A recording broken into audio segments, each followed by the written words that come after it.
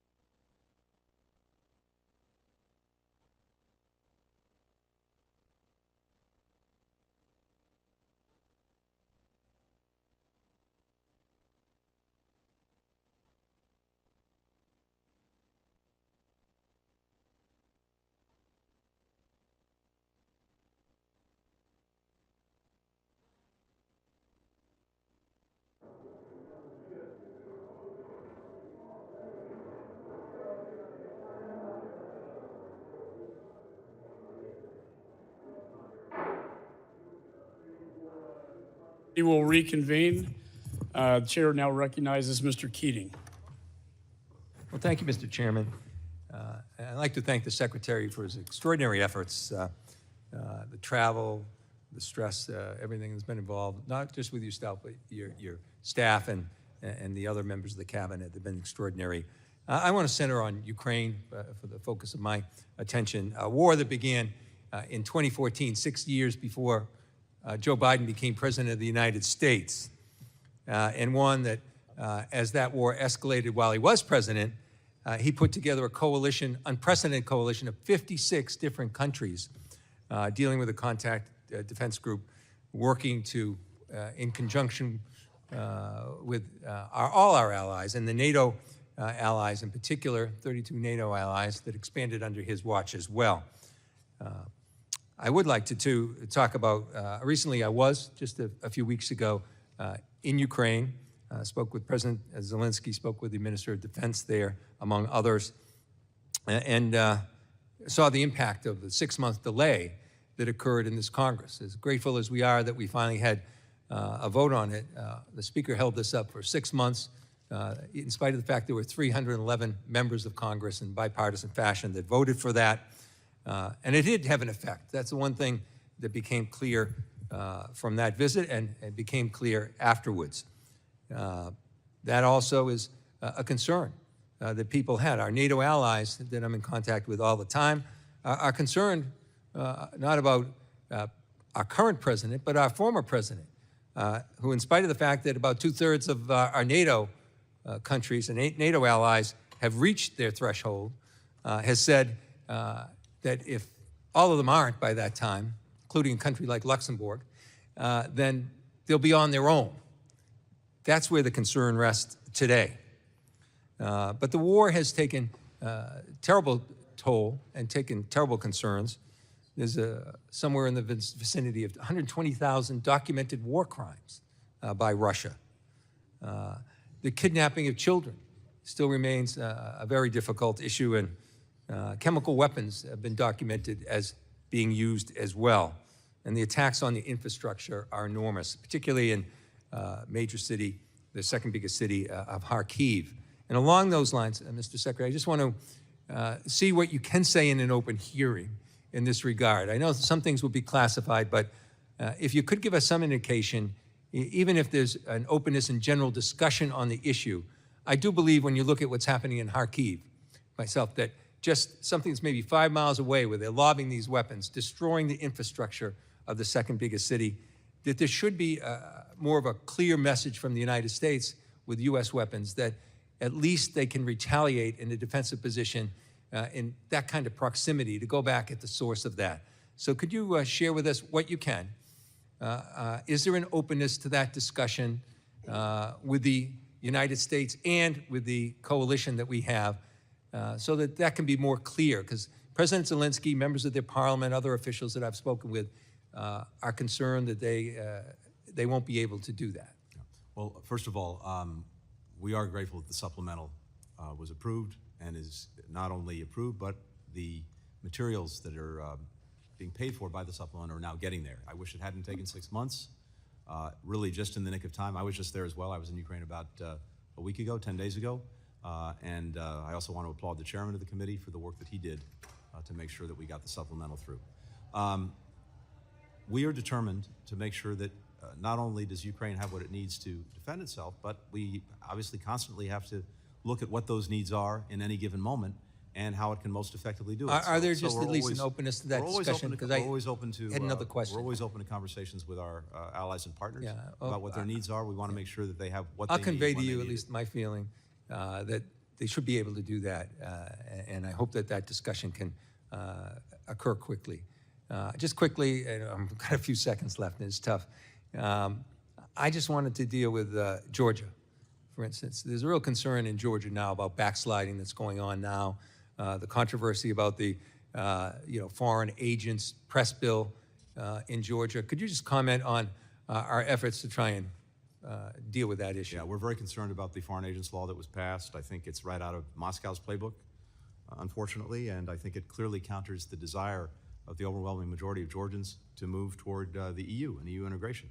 So we are looking very hard at what we can do in response to that, and I anticipate we will take actions. The EU is looking at the impact on the accession process for Georgia, so I would anticipate that there'll be things to come because of the impact that this law may have. Due to the constraints of this time, I'll have to follow up with some written questions. happy. Again, I thank you for extraordinary service, and I yield back. Thank you. Gentleman yields. Chair recognizes Mr. Wilson.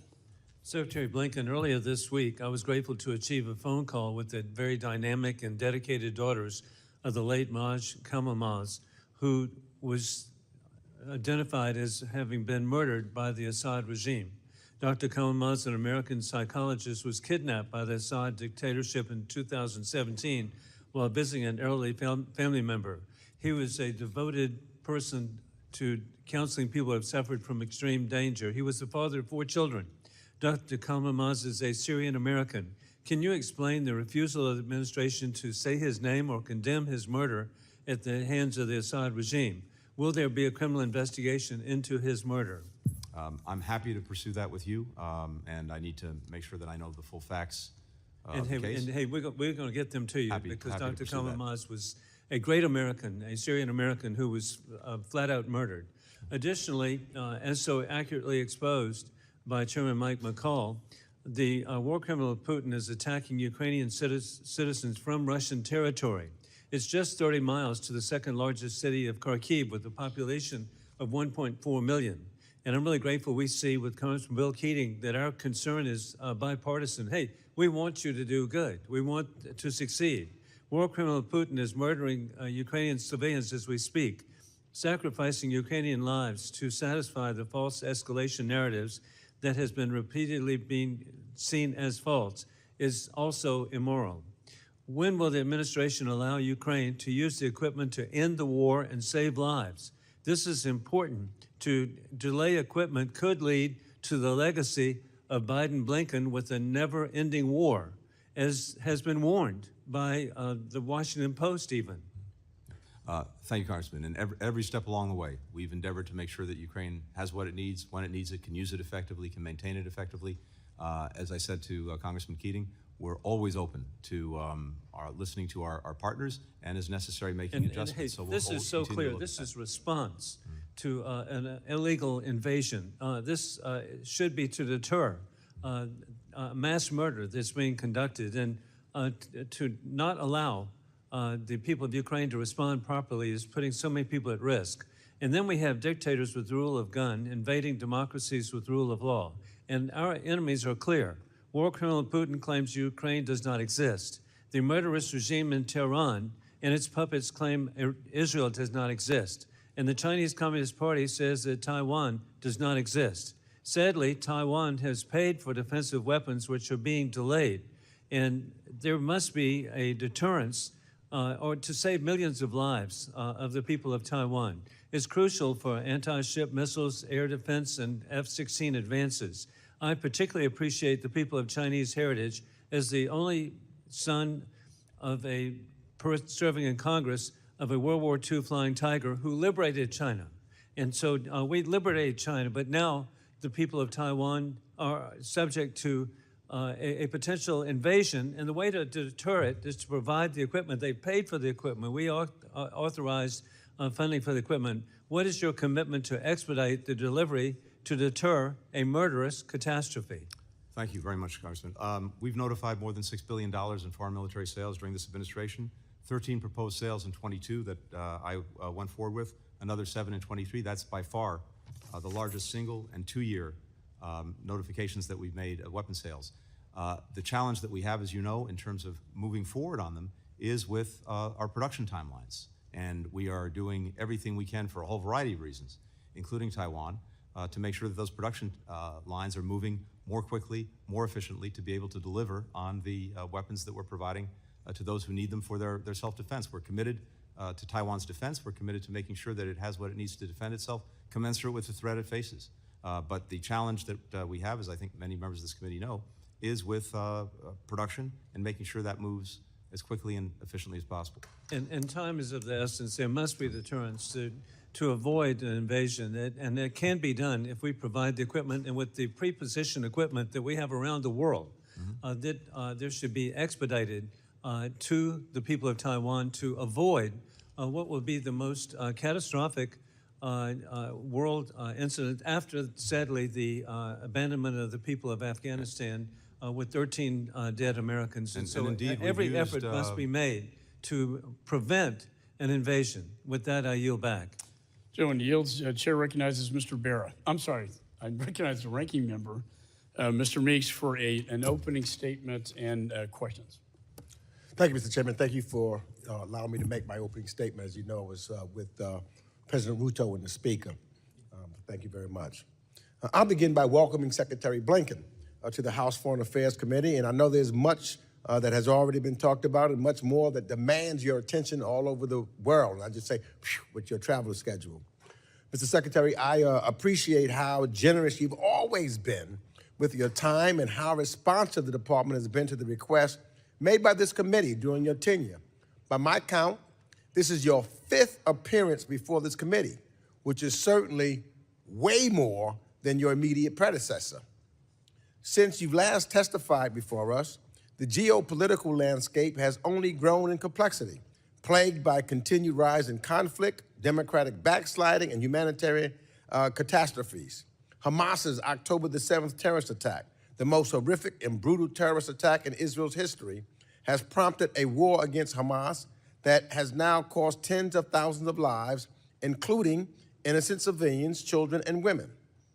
The people of Gaza now face famine-like conditions, which is why I commend the State Department that this administration's tireless efforts to broker a ceasefire that would free the hostages, which would include 5 Americans, and allow humanitarian aid to reach the population. I appreciate the administration's efforts to caution Israel against launching a large-scale military operation in Rafah without a credible plan for minimizing civilian casualties and stabilizing a post-war Gaza.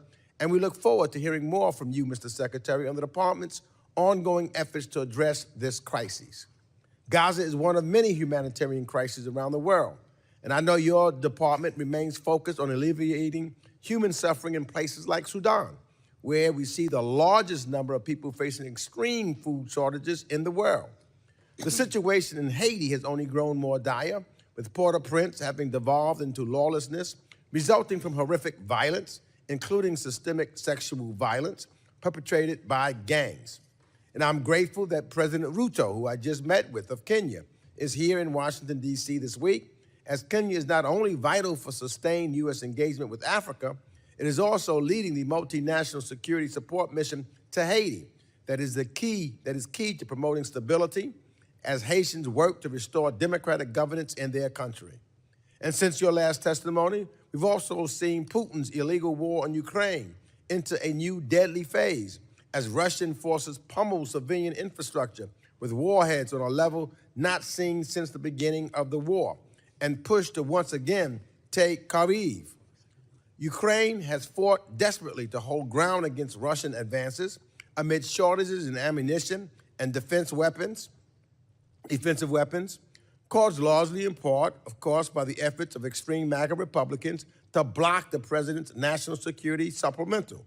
Thankfully, Democrats worked across the aisle to pass the supplemental package, and I look forward to hearing more on how the State Department is working to quickly fulfill deliveries of those arms shipments so that Ukraine can replenish its stockpiles and continue its existential fight against Moscow.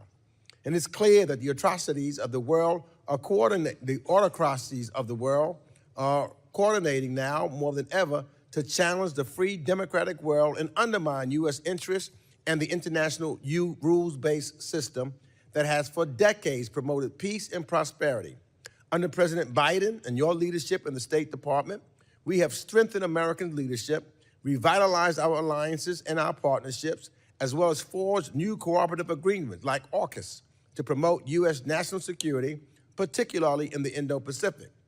This diplomacy will be pivotal to ensuring the Indo-Pacific remains free, open, and secure, particularly as Beijing is increasing its aggressive actions in the South and East China Seas and the Taiwan Strait, using economic coercion to advance its malign interests. However, we cannot outcompete Beijing However, we cannot outcompete Beijing diplomatically or economically if we are not willing to make serious investments in our diplomatic and development tools. Which brings me to the reason why you're here today, Mr. Secretary. The Biden administration's FY25 budget is clear-eyed about the complex challenges we face and is in stark contrast to the America First isolationism of many of my colleagues across the aisle who continue pushing for draconian cuts to the State Department's budget. For all the talk we hear from my Republican colleagues about the need to outcompete China, they seem unwilling to make the prerequisite investments into our state, foreign, and operations and related programs, the budget that needs and meets the moment. So I conclude that with this.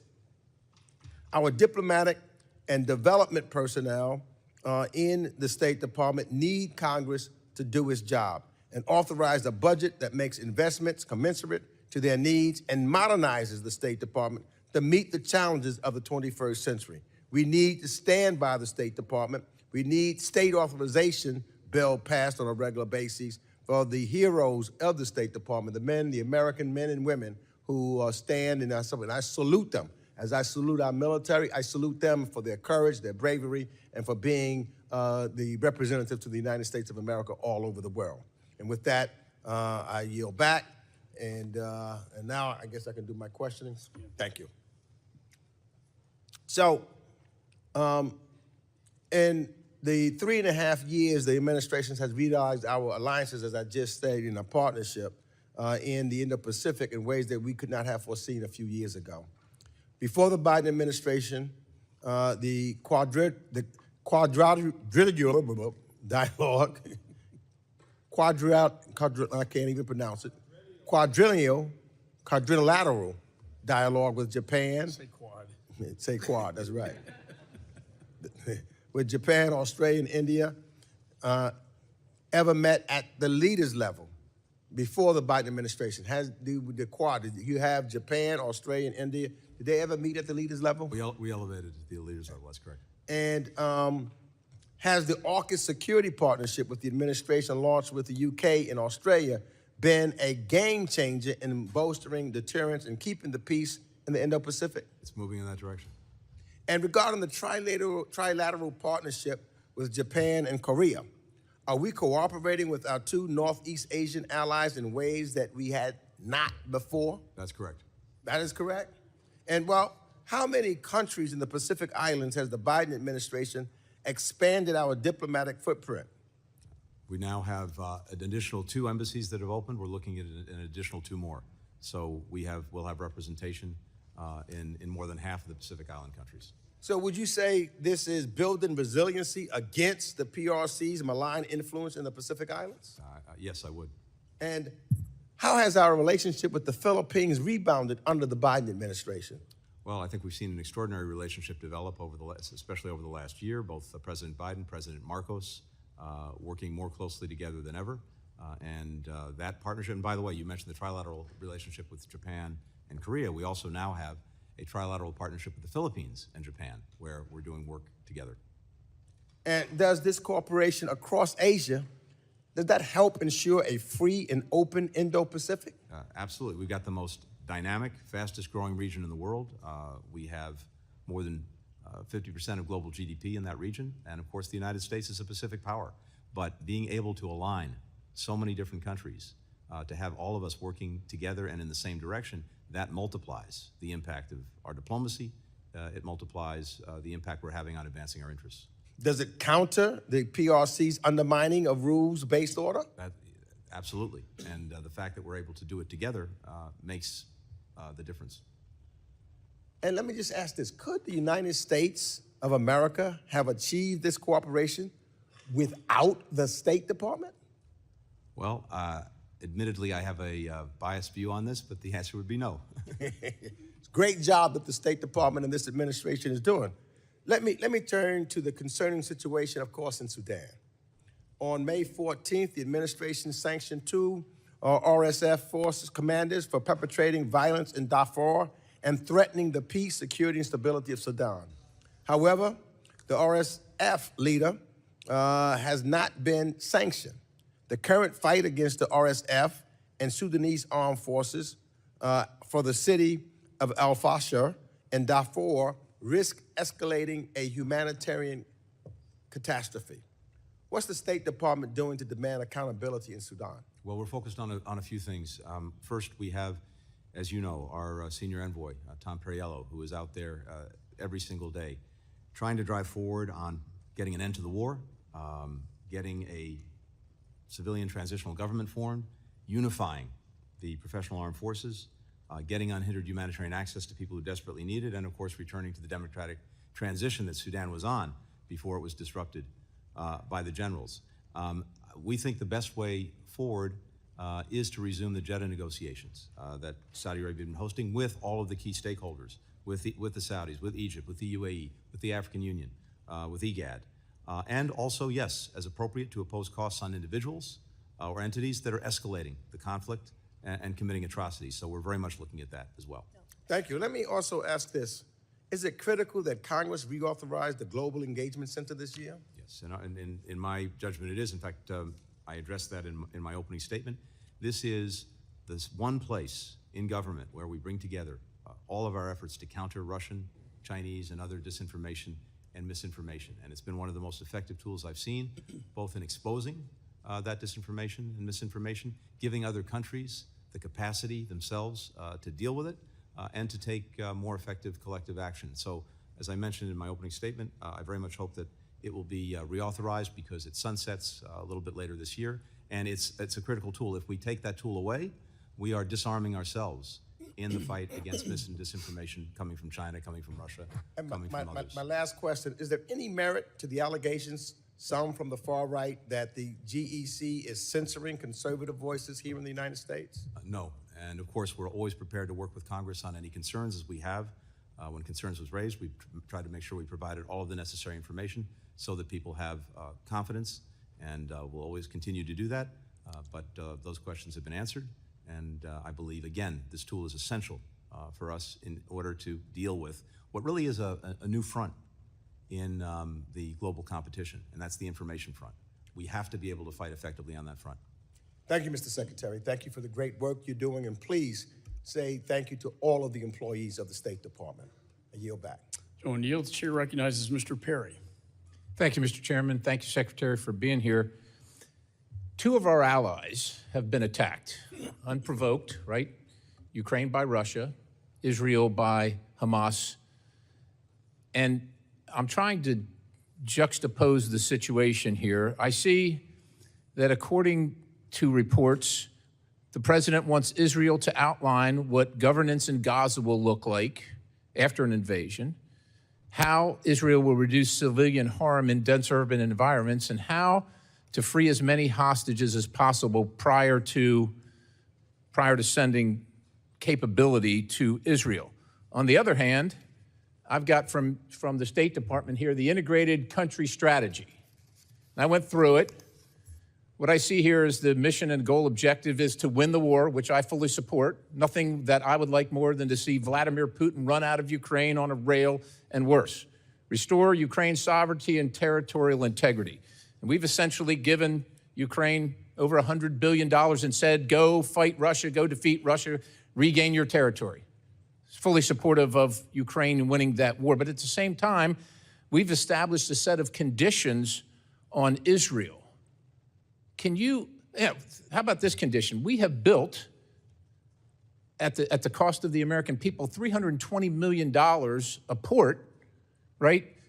Operations were started on Friday, halted on Sunday because Hamas attacked the port, right? Hamas attacks Karim Shalom, the crossing there, which would allow aid from Israel and from the United States. So Israel has to pay for the aid of the people that attacked it, and has to provide this information on a plan.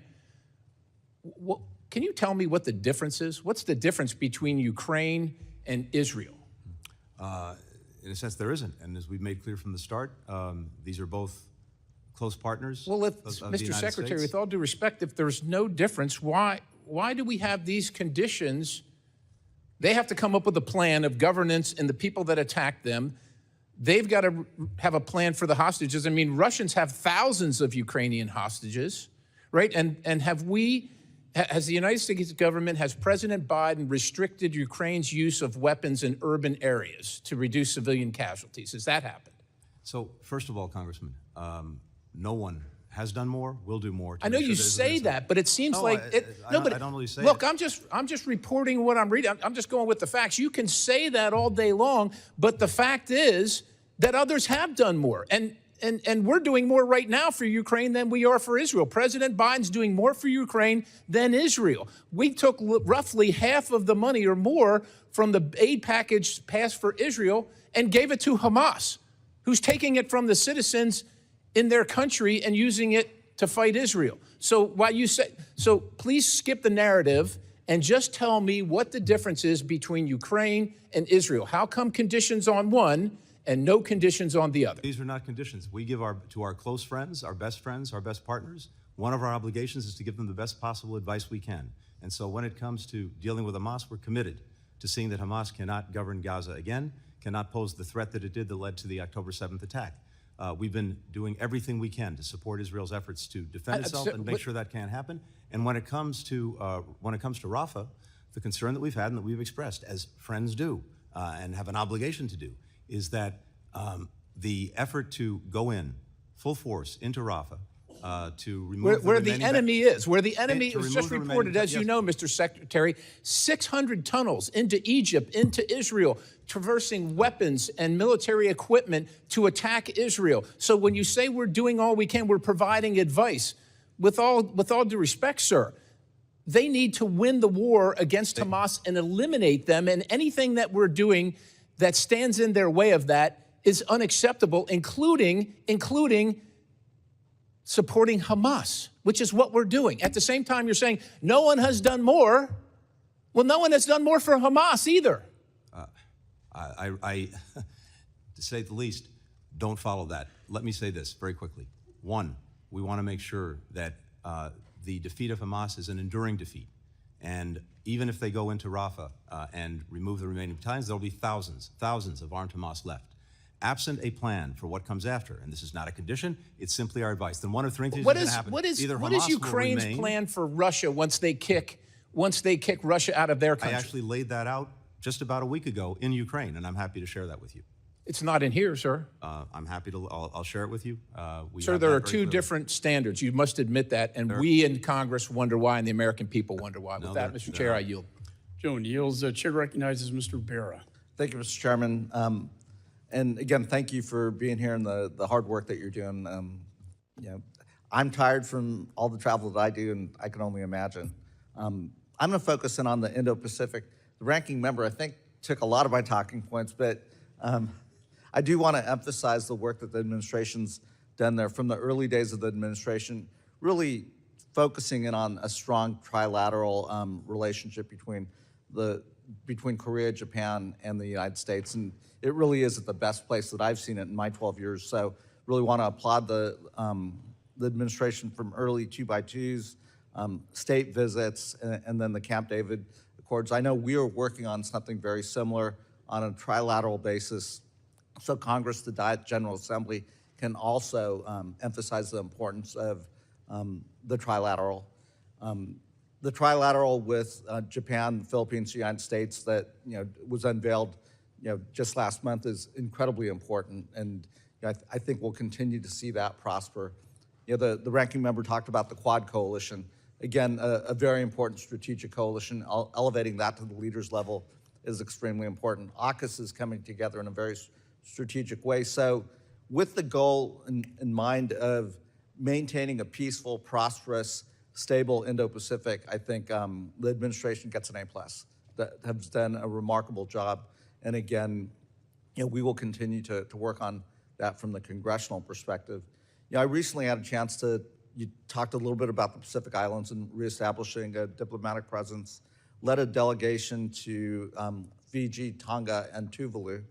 And in Nuku'alofa, when we were there, and I think you were actually there previously as well, just reestablishing an embassy there, you could sense the excitement of the Tongan individuals. We've got a great diplomatic staff. It's small, but very enthusiastic. And again, small investments like that go a long ways.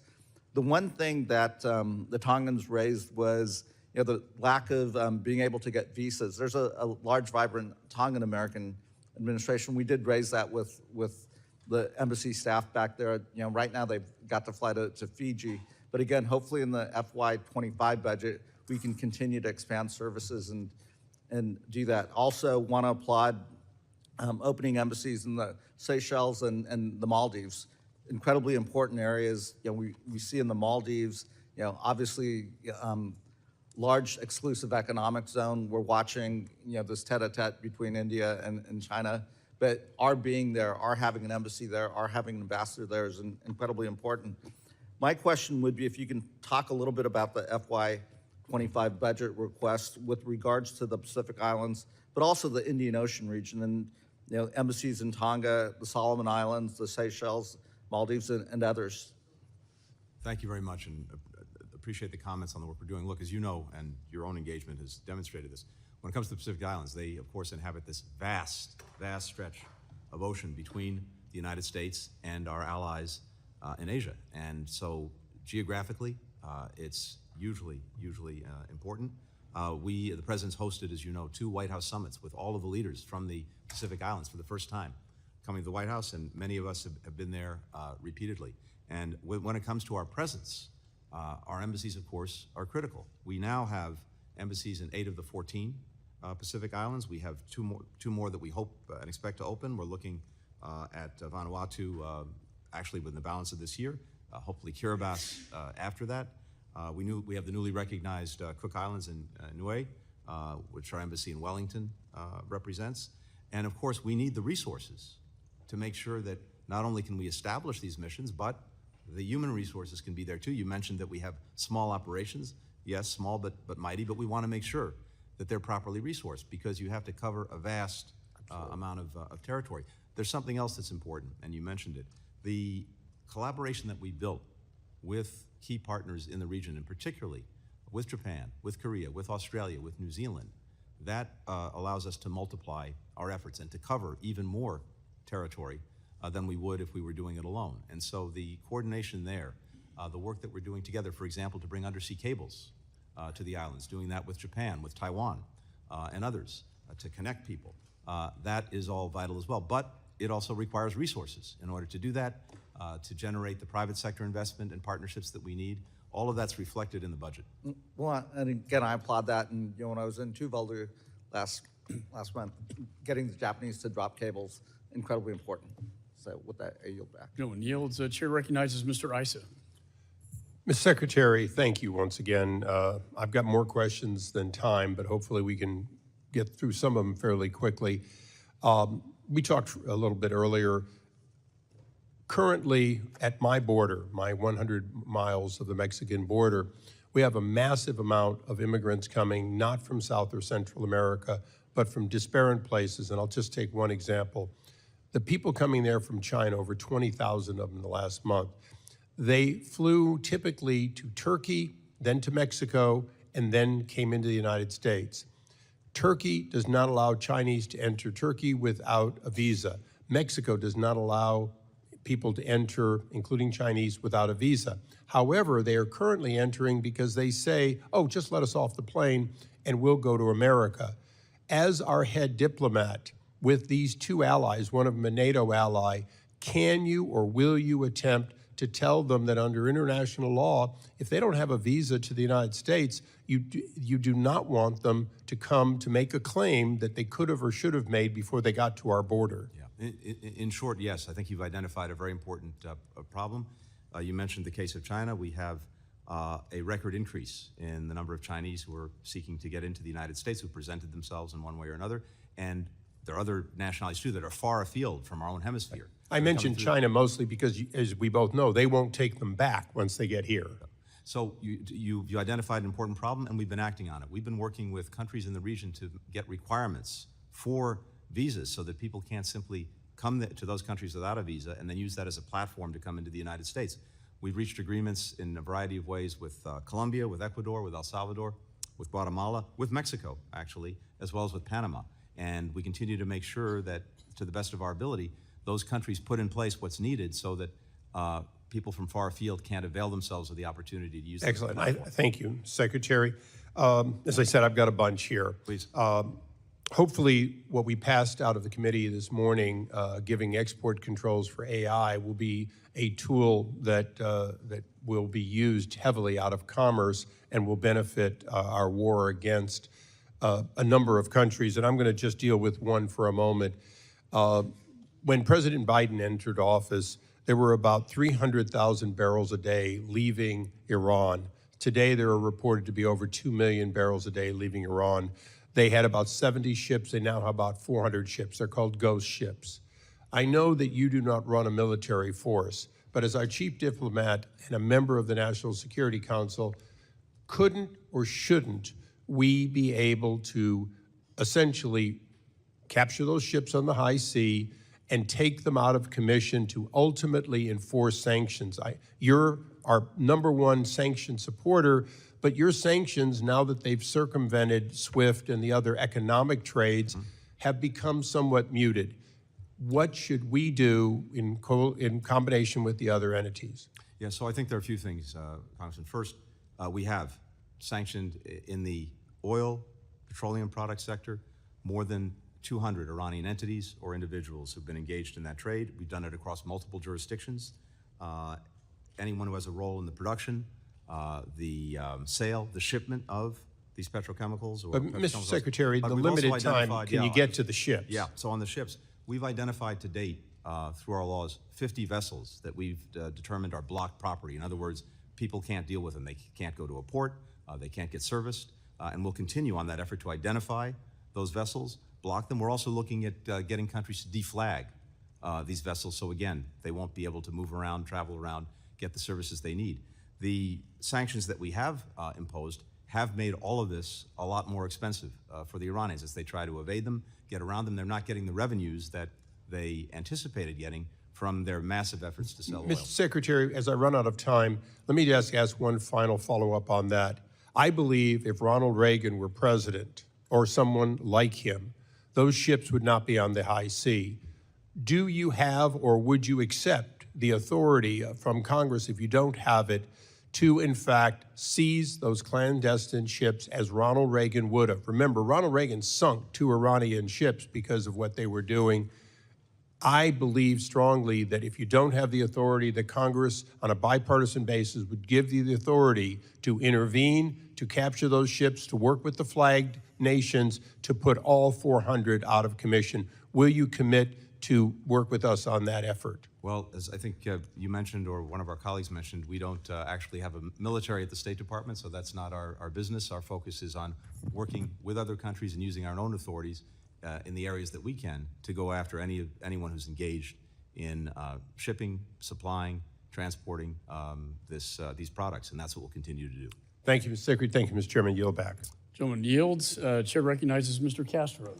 Thank you, Chairman. Thank you, Secretary, for your testimony today. And before I start with my questions, I wanted to say thank you so much for your work, the work of Director Burns, our National Security Advisor, and others who have worked hard to achieve a ceasefire in the Israel-Palestine situation, and also release of the hostages. So thank you for your hard work on that. I understand your position regarding jurisdiction and views on the recent announcement by the International Criminal Court's prosecutor to recommend warrants for the arrest of the Israeli Prime Minister Netanyahu and Israeli Defense Minister Gallant, as well as Hamas leaders. And you've also been a longstanding champion of both the UN system and other international organizations. The United States has also supported ICC investigations of Russian crimes in Ukraine and of crimes committed in Sudan and the Central African Republic. So I wanted to ask you, do you believe that the independence of the International Criminal Court should be respected? I have to tell you, Congressman, that the decision that the prosecutor made is both incredibly wrong-headed and, in my judgment, undermines the credibility of the court. You're right that we've sought to find ways to work with the court to support its efforts, including in Ukraine, Sudan, other places, but to have gone forward with these warrant requests, to do it in the way that it was done, first of all, the court itself, and I had a long conversation with But do you believe the court should maintain its independence? Well, I think it should maintain its independence, but I also think it should act pursuant to its own mandate and charter. And what's clear from the creation of the court is it's supposed to be a court of last resort to act where other countries cannot or will not. No, and I think y'all put out a strong statement, and I want to ask Israel you, has but at the same ongoing, time, investigations of itself, and it's demonstrated time and time again that it will investigate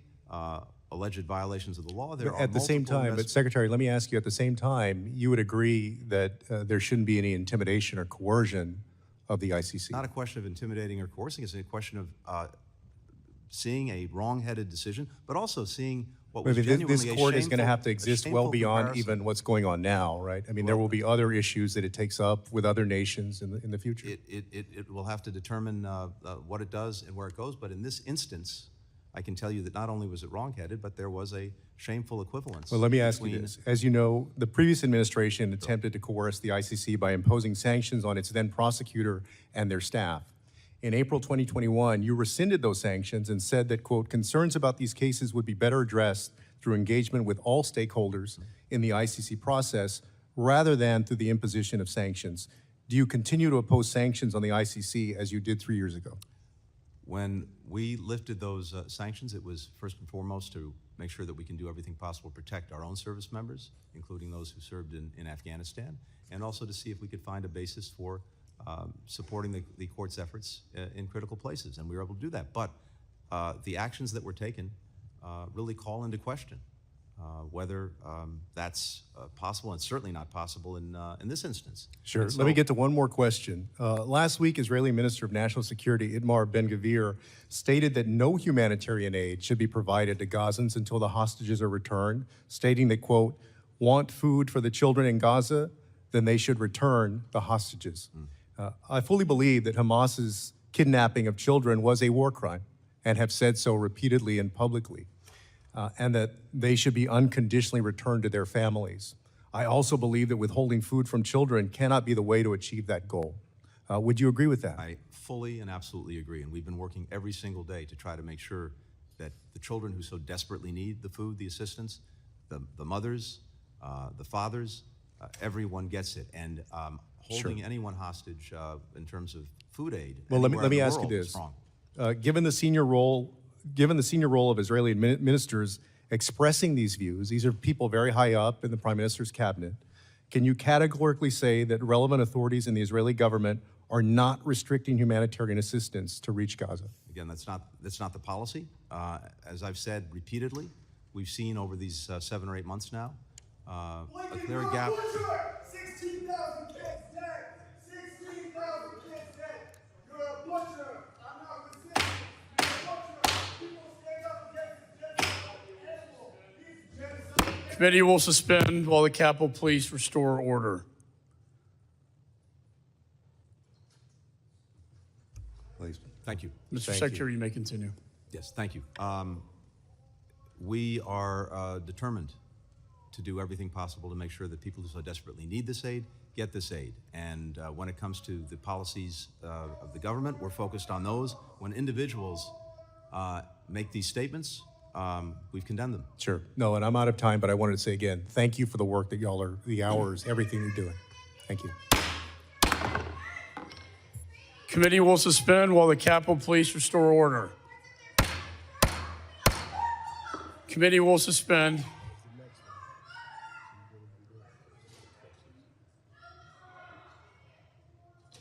Gentleman yields. Chair recognizes Ms. Wagner.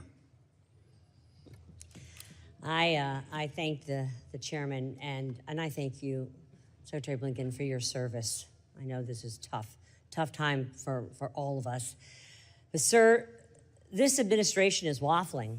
First in Afghanistan, and today, shockingly to me, in Israel, and has created instability on a massive scale. Secretary Blinken, the world, as we've all discussed here, is on fire, and conflicts have engulfed Europe and the Middle East, emboldening every single dictator from Putin to Xi to Khamenei to attack U.S. allies and interests. The administration's decision to withhold weapons sales and deliveries to Israel during a time of war, sir, just weeks after Iran launched unprecedented missiles, up to upwards of 350 cruise ballistic missiles, drones, attacked on Israel directly from Iranian soil, is nothing less than a betrayal of our ally. It is foreign policy malpractice, and I guarantee you that Iran and Russia and China are watching the United States turn its back on its most important Middle Eastern ally. Secretary Blinken, on May 7th, I sent you a letter asking for a full accounting of the weapons sales and deliveries to Israel. The administration is delaying.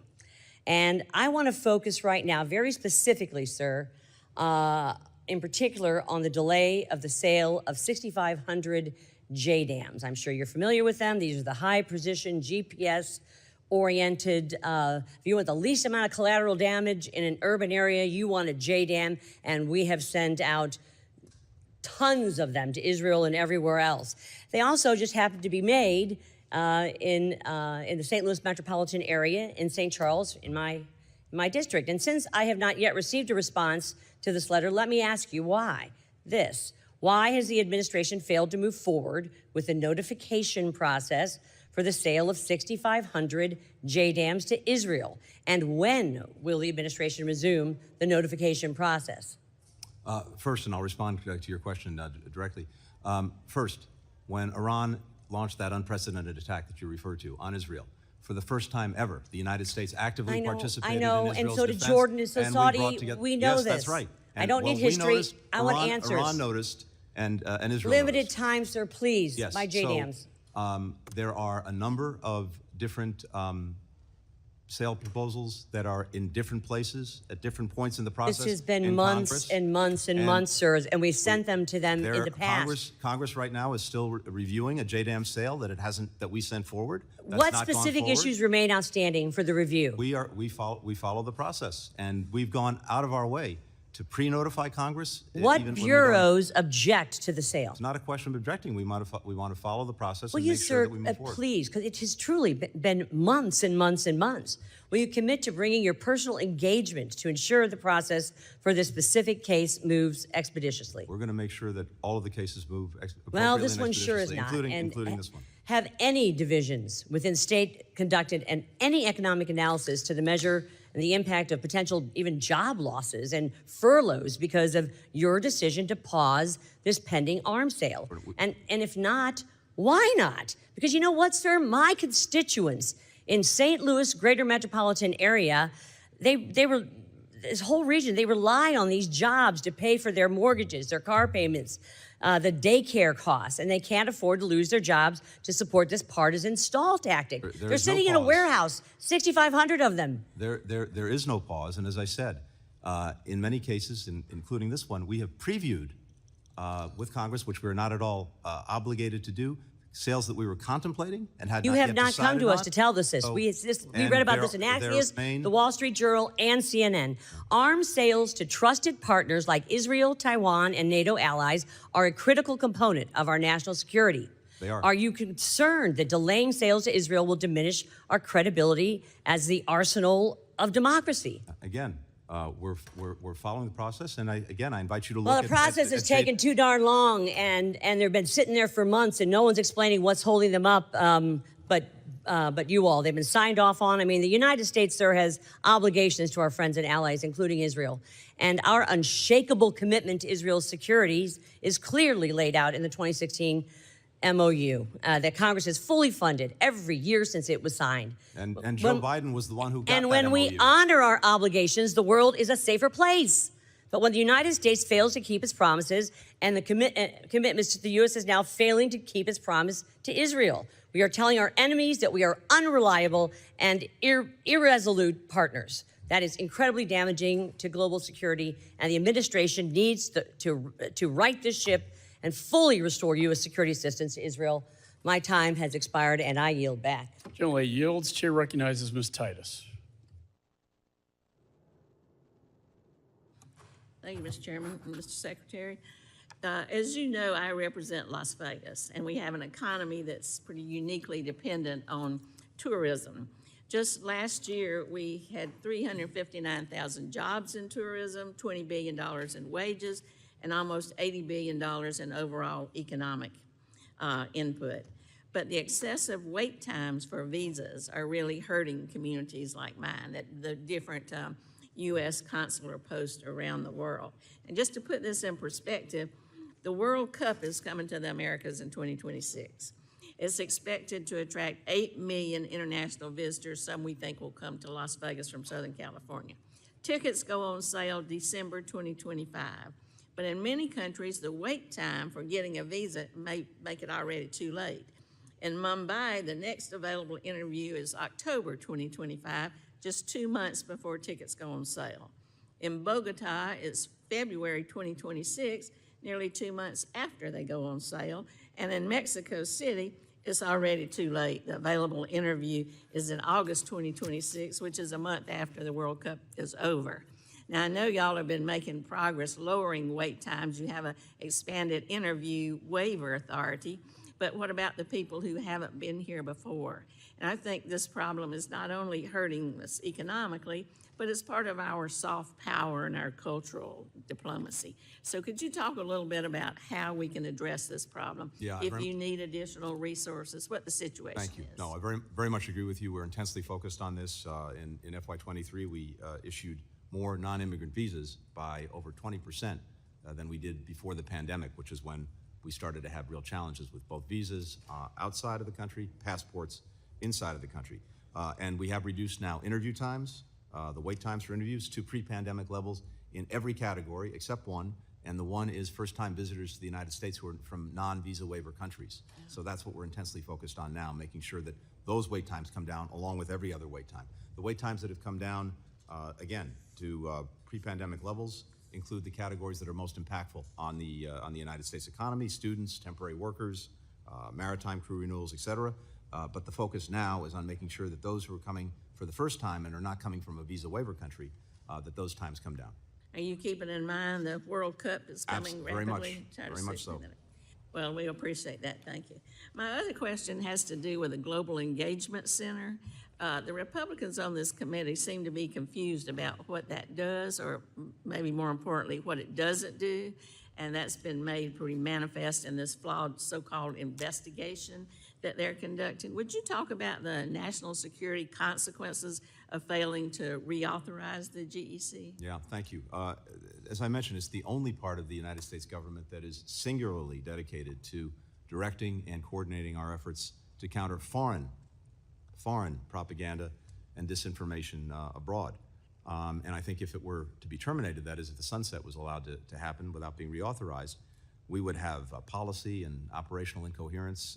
We'd have degraded public response to information manipulation by China, by Russia, by Iran, by other foreign actors, and a growing number of allies who rely on the GEC to help them develop the tools to expose and to deal with misinformation and disinformation also would be let down. We've seen time and again now the effectiveness of this organization in exposing that disinformation in other parts of the world, Could including you our give us own an hemisphere. example of Sure. something so I mean, it's really clear what the GEC So, does? For example, we've seen that Russian websites that were producing and disseminating disinformation, misinformation in the Western Hemisphere, in Africa, they were exposed, they were removed. We revealed a campaign by Russia targeting U.S. and Western health initiatives in Africa, trying to undermine the credibility of those initiatives. They were exposed, and we were able to deal with that. We revealed a campaign to launder Kremlin disinformation through local media in the Western Hemisphere, trying to gin up arguments against Ukraine, against NATO in our own hemisphere. Exposed, and we were able to more effectively deal with that. Similarly with China. We've seen Chinese disinformation in third countries about elections. We've done open source mapping through the GEC of their efforts to use surveillance and data collection in Xinjiang, which we've made available to people. So in a whole variety of ways, we've been able to not only expose this, but also working with countries. We now have 29 countries that use the GEC platform and hundreds of users to not only expose, but also help develop the tools themselves to take action to remove and deal with disinformation. But I want to emphasize, this has nothing to do with the United States. Ladies, time's it's not expired. focused on that. I'm sorry, you took a little more extra Not time. focused so on could this, you finish? on this country at all. It is entirely about misinformation and disinformation abroad being perpetrated by adversaries. Gentlelady's time's like- expired. Thank you. Chair now recognizes the gentleman from Florida, Mr. Mast, for 5 minutes. Thank you, Chairwoman. Thank you, Mr. Secretary. I want to talk about a few different areas of spending. My colleague just brought up the Global Engagement Center. Now, whether we're talking about GEC or state officially or USAID or U.S. Agency for Global Media, the fact of the matter is you guys put out solicitations, grants, sub-grants to the agencies that, or to the entities that get grants, NGOs, you name it, dollars spread across the globe. And this is the statement of what I believe should be a statement of policy bipartisanly between Republicans, Democrats in the House, those in the Senate. Until state, USAID, all those agencies start giving us notice of every one of those grants, sub-grants, solicitations, start giving us notice of every single one of them, we should not be giving you one more dollar. And I think the proof for why that is the case is in how, in far too many circumstances, you all really have no idea where the money is going. And I'm not saying it's easy to figure out where it's going in every circumstance, but that can't be the situation. And I'm going to reference a few different places. You have Naz sitting behind you here. We had a hearing for a couple hours here in this very room where we discussed just a $500,000 grant to expand atheism in Nepal. It was denied for a couple hours until we held up the actual solicitation for the grant. And then, of course, it was acknowledged that it did actually take place. And then we got a call a couple weeks later saying, oh, and by the way, the agency that we gave it to, they didn't even give us all of the information on it in the slides. It's just one example. I'm not going to hash it all out, but it's one example of you all didn't know where the money that you sent out there from the U.S. taxpayer was going. I was reading over the last 24 hours the special investigation into Afghanistan reconstruction, the CIGAR report, and looking at the amount of money that has gone directly to the Taliban.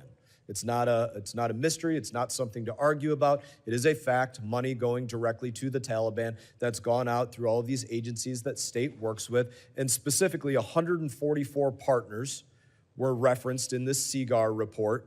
And when it talks about the 144 partners and the questions that they were asked, but of those partners, only 65 of them actually chose to answer to the Inspector General about where the dollars were going. The other 79 didn't even feel like they had to answer questions about where the U.S. taxpayer dollars were being spent. We saw it from the Pentagon just in the last day that on this massive pier that was built, that was worked on by you all, that none of the aid has yet made it to the people of Gaza yet. It's sitting in warehouses and other places. And again, it's just to the point that there is not nearly enough accountability, and we should be receiving every grant, every sub-grant, every awardee, every solicitation that should be sent through this body for review, whether in a classified or unclassified setting. Now, I do have a couple of questions on that. I spoke about the 79 grantees in part that did not respond to the CIGAR report, and I have a question about them. Since that time, have you frozen any of the bank accounts of those 79 entities? Congressman, we've looked very hard at the CIGAR report. I think it's important to note that money does not go directly to the Taliban. It goes to the UN, NGOs. We've dedicated about $2 billion. So the people in Afghanistan. Now you're literally telling lies to the American people. These state dollars went directly to those that were solicited to do it, these implementing partners, as it's referred to, and they paid directly money to the Taliban. Sometimes they labeled it taxes, sometimes they labeled it value-added taxes, sometimes they labeled it a host of different things. But do not pretend that money did not go directly to the Taliban. It did not go directly to the Taliban. Let me, again, if you'll give me one chance to just lay this out very quickly. No. Well, okay. I mean, I'm because here to answer questions. If you don't anybody want to can answer go questions. out there and read the CIGAR report. I invite them to do that. So $2 billion I invite them to do dedicated that. That's to it. helping the Afghan people. $10 million. The answer is no. 0.05%, Not looking to have you filibuster the time for this. I do have some more questions. Have you frozen any of the bank accounts of the 79 entities that just chose to say, piss off America. We don't feel like answering your questions about where We've we just spent got the money. report, and we'll work on any consequences that need to follow from it. So no, though, but that's the answer. Nothing frozen yet. Any shuttered offices or deregistration from lists of Again, I think partners this that you would report work came with? forward just a few days ago. We were obviously looking at it, working at it, and we'll see what steps need to be taken to deal with it. Do look at that and do work on that. One other question here, and I will read a statement here. From the Seaguard, they did ask this question: to affirm the accuracy and completeness of the responses provided, they requested that state attest to the questionnaire that it was distributed to all implementing partners, that responses were not altered, and attempts were not made to influence the implementing partners, and state refused to answer if that was the case. Would you answer that? I'm certainly not aware of that. I'm happy to look into it. Thank you.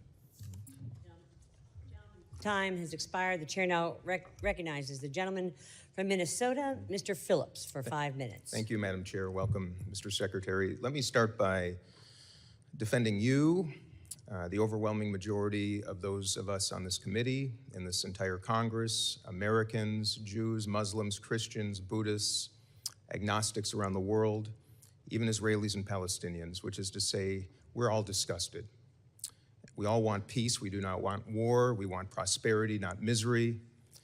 And to accuse any of us, including you, of being butchers or ignorant is shameful. And I want to remind those protesting, you have that right, because this is America, but you can't make peace with terrorists. And we probably can't make peace as long as Benjamin Netanyahu is the Prime Minister of Israel. I think those two things can be true at once, but I want to remind everybody here that we're in this business to make peace, not war, and that's what I want to focus on, not bombs, but peace. And say, too, that one child being murdered is too many, whether that's in a school here in the United States because of sickening gun violence, whether it's a terrorist attack in Tel Aviv, or whether it is a bomb in Gaza. One is too many. Mr. Secretary, where do we go from here? A lot of the questions have been retrospective about holds and bombs and missiles and support. Where do we go from here? 75 years of misery. You have one of the hardest jobs in the world. I know where your heart is. What happens next, and what do we need to do to finally end this nonsense, identify a path to peace and prosperity and mutual security? I appreciate your comments, Congressman, and I would say that I think there is a clear path. Good. And the clear path goes with the following. One is there's an extraordinary opportunity for Israel to achieve what it has sought from the day of its founding, and that is acceptance by its neighbors, to have normal relations with all the countries in the region, starting with Saudi Arabia. And we've been working intensely on that normalization process. And we are very close to being able to complete the agreements necessary between us and Saudi Arabia, but then it will require Israel to make decisions about Gaza and ending the conflict there, as well as creating a credible pathway to a Palestinian state. If that happens, then Israel will get what it has long sought, which is, again, acceptance in the region. It will have partners who will be looking out for it, as we saw on April 13th and April 14th, when countries in the region, because of the United States, came to its defense against this unprecedented attack by Iran. Its #1 threat, and one that we face as well, Iran will be isolated. And, of course, the resolution, finally, of the Palestinian problem can be achieved in ways that guarantee Israel's security. The bottom line is you have roughly 5 million Palestinians between the West Bank and Gaza, roughly 7 million Jews in Israel. Neither is going away. The Palestinians aren't going anywhere. The Jews are not going anywhere. There has to be an accommodation. Absent that accommodation, we are in for an endless repeat of this cycle. We will always do everything we can to make sure that Israel can defend itself and defend Israel as necessary. Good. But this path forward is clear, it's compelling, and it answers Israel's most profound needs. So I hope we can move down it. Is it fair to say that, based on your experience and the basic human condition, that when humans have something to protect, they act defensively, not offensively? Is one of the paths to peace that Israelis, we Americans, Palestinians, the Arab world should understand and recognize, the Gulf states, that people need something to protect? Yes, when you have something to protect, when you have something that you take pride in, then of course that's what you want to do. I'm the ranking member of the Middle East Subcommittee, of course, with my dear friend Chairman Wilson. We traveled to the Middle East last in August. Of course, a lot has changed since then. Been to Turkey, Saudi Arabia, Israel twice. A lot has changed, of course, but my question is relative to the PA. You know, why is this not more of a focal point right now? We can't make peace with Hamas. What do we need to do? What does Israel need to do? What can we do to at least identify a potentially principled leadership group to represent Palestinians at a table, knowing, absent that, there is no path? Well, look, I agree with that. In the category of you can't beat something with nothing, one of the answers to durably getting rid of Hamas and making sure it can never come back again is to have a real alternative, one that can actually advance the interests of the Palestinian people, not destroy them as Hamas has done. And I only have a few seconds left. Please. Is Abu Mazen the man, or are there other able, competent, next-generation Palestinians? There's a new prime minister, there's a new government, there's a new program to get it reformed, to deal with corruption. We've engaged with the new prime minister. He's a serious individual who's trying, but he also needs the resources necessary so that the PA can deliver more effectively for the people it represents. Thank you for sharing my sentiment. With that, I yield back. Thank you, Mr. Secretary. Gentleman has yielded back. The chair now recognizes the gentleman from Tennessee, Mr. Burchett, for 5 minutes. Thank you, Chair Lady. Mr. Secretary, what do you think of Code Pink? I think that there are very passionate people who are expressing deep felt feelings. I may disagree with their views. I respect the right of people to make known their views. That's what this country is all about, of course, to do it in a peaceful way, to do it in ways that don't disrupt the ability to have a conversation, an engagement. But I know that people are, for the most part, motivated by deep felt feelings, beliefs, and passions. Well, I disagree with them when I'm crossing the street and a lady tells me they're going to kill my wife and daughter. So I think y'all need to rethink your supporter groups like that. Do you believe the Afghanistan withdrawal was a success? I believe that the president did the right thing in ending America's longest war. You know, Staff Sergeant Ryan Canals, his family's a constituent of mine, was killed there, and we were given testimony, and this has been told many times, but the Marine sniper had the suicide bomber in his sights twice, and we're told that leadership, State Department both canceled that his ability to take out that suicide bomber and 13 brave Americans, I believe. State Department has nothing to do with that. We don't give orders to the military. I know that that's you advise the military? We don't advise the military. We don't give orders to the military. Are you in contact with the military? Of course, yes, absolutely. All right. Should we be paying taxes to the Taliban?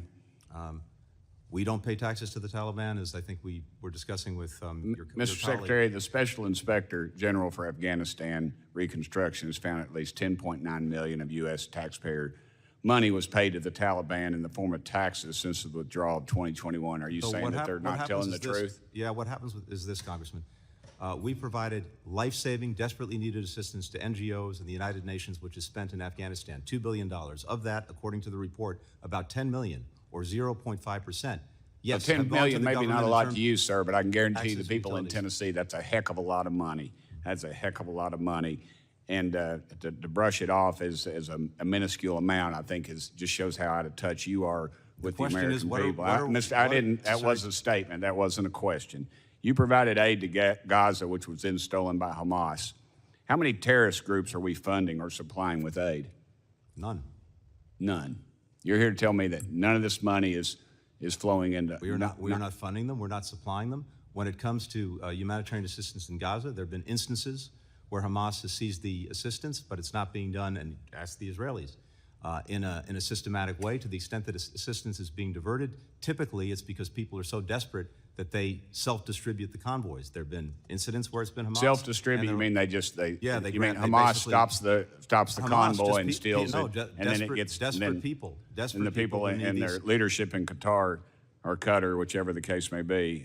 Yes, and that was actually Israel's policy for a decade. In fact, the minister. Let me ask you this: Why are you allowing? Made clear that was a big mistake. I'm going to be a jerk here and please go ahead. Reclaim my time. Thank you, brother. I appreciate that. Why are you allowing Iran to sell so much dadgum oil? We're working every day to cut that off. I mentioned earlier that we've sanctioned more than 200 entities and individuals. We blocked more than 50 ships. We continue to look for others. We're working to deflag the ships, and it's an effort that we're making. Well, President Biden has lessened the sanctions on Iraq oil sales in February of 2021. Since then, it's been estimated Iran has made an additional $100 billion from selling oil. They were a bankrupt country, basically, when you all took over, and now they're literally rolling in it, and they're exporting that terror with the If you look at their terrorism. economic situation, I don't think that accords with the facts. And the fact of the matter is we haven't lifted a single sanction against Iran, and we continue to work to cut off the oil, the petrochemicals.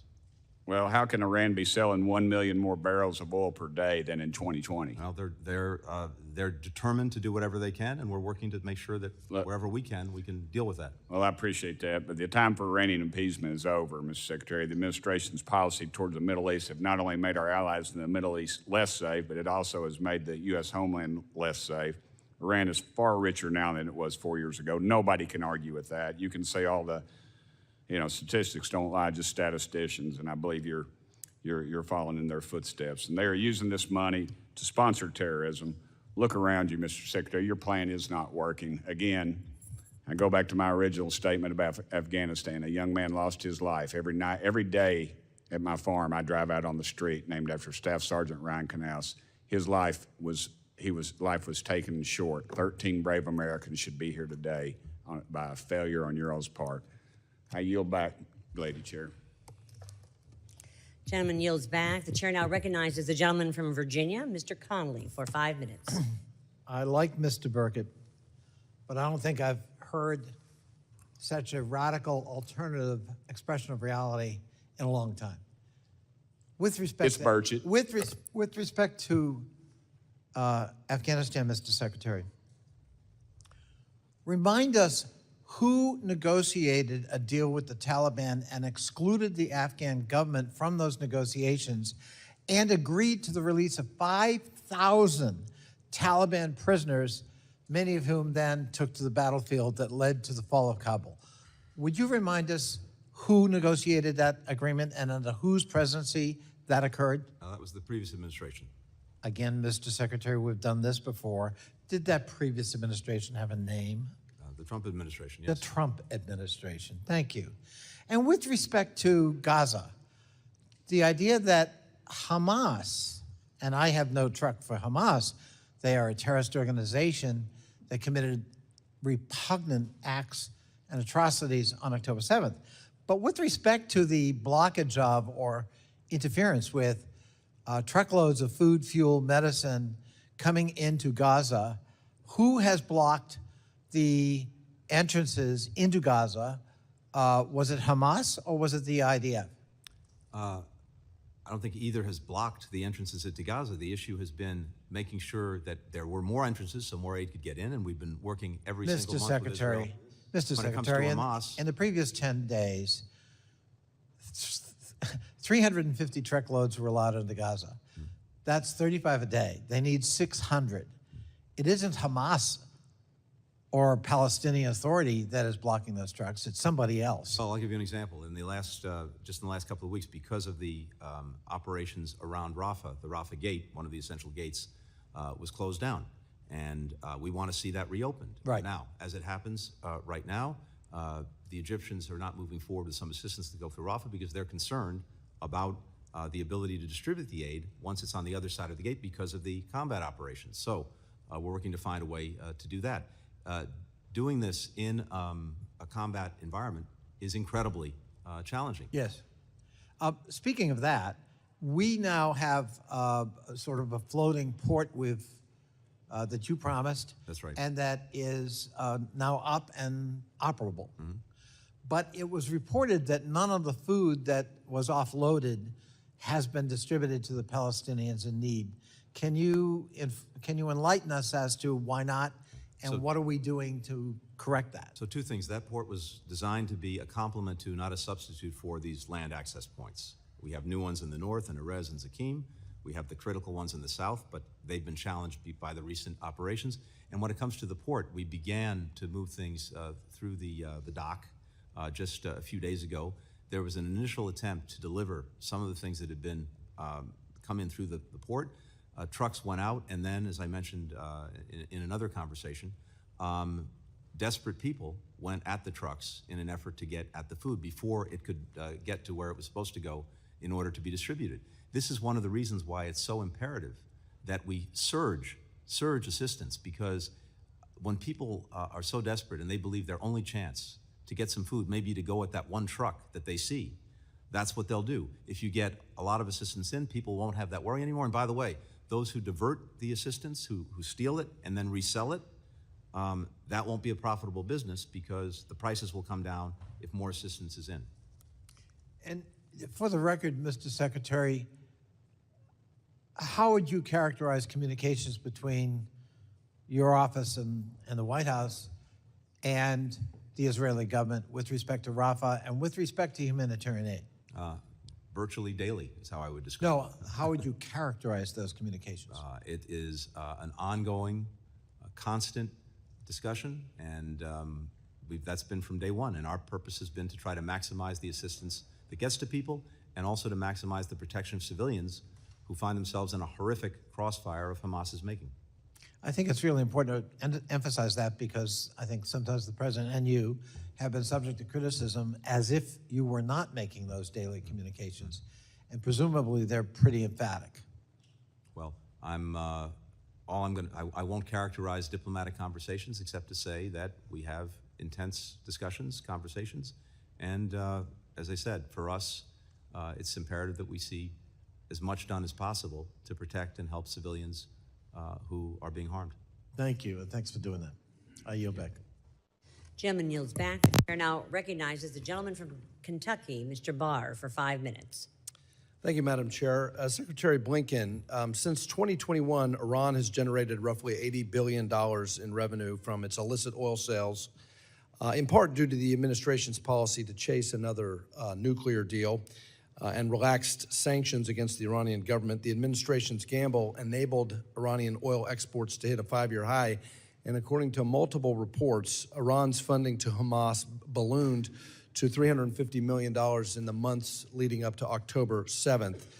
Does the administration, do you now admit that reversing the maximum pressure campaign, the sanctions relief, was a mistake? Yeah, there really hasn't been sanctions relief. All of the sanctions programs in effect, we've applied sanctions more than 600 times against Iranian entities, against Iranian individuals, 200 times in the Let me read from a petrochemical sector. report of the Associated Press, February 18th, 2021. Now, you say there was no sanctions relief, and I'm quoting the article. The Biden administration on Thursday rescinded former President Donald Trump's restoration of UN sanctions on Iran, an announcement that could help Washington move toward rejoining the 2015 nuclear agreement aimed at reining in the Islamic Republic's nuclear program. Are you suggesting that that report was false? Our own sanctions, those programs, none of them have been lifted. And again, when it comes to the nuclear agreement, it was one of the worst mistakes that was made to get out of that agreement, because at least we had Iran's nuclear program in a box. The breakout time to develop fissile material was over 1 year. It's now come down to 2 or 3 weeks. We can all see that's a real problem. I think that we can all see that allowing Iran to renew its oil exports was a colossal error that helped finance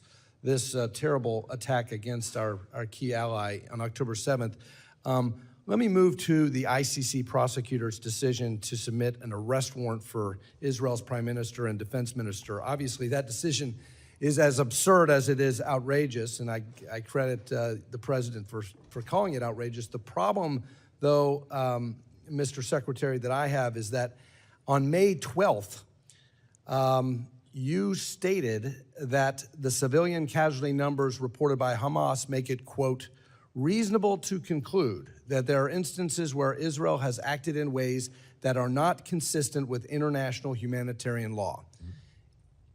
Is that correct? Is that what you said? That's what the report says, yes. Well, so here's my concern, is that your words may very well have contributed to the ICC's attempt to prosecute Prime Minister Netanyahu. Do you not see how your words could very well be used against our own policy?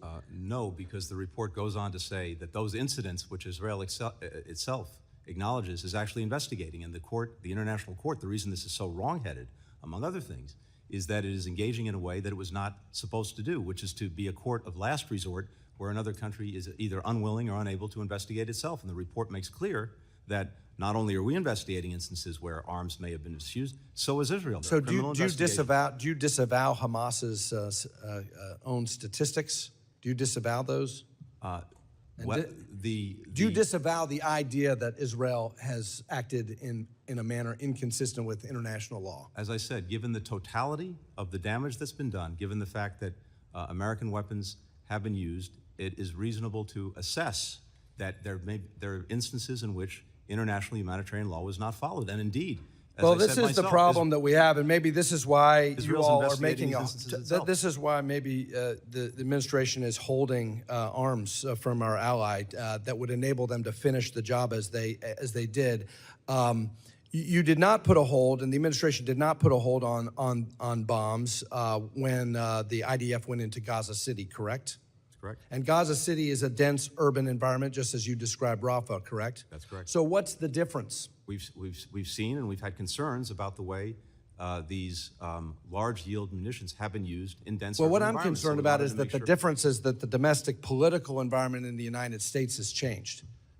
No, the But difference- withholding these weapons from Israel is sending a terrible signal to our enemies.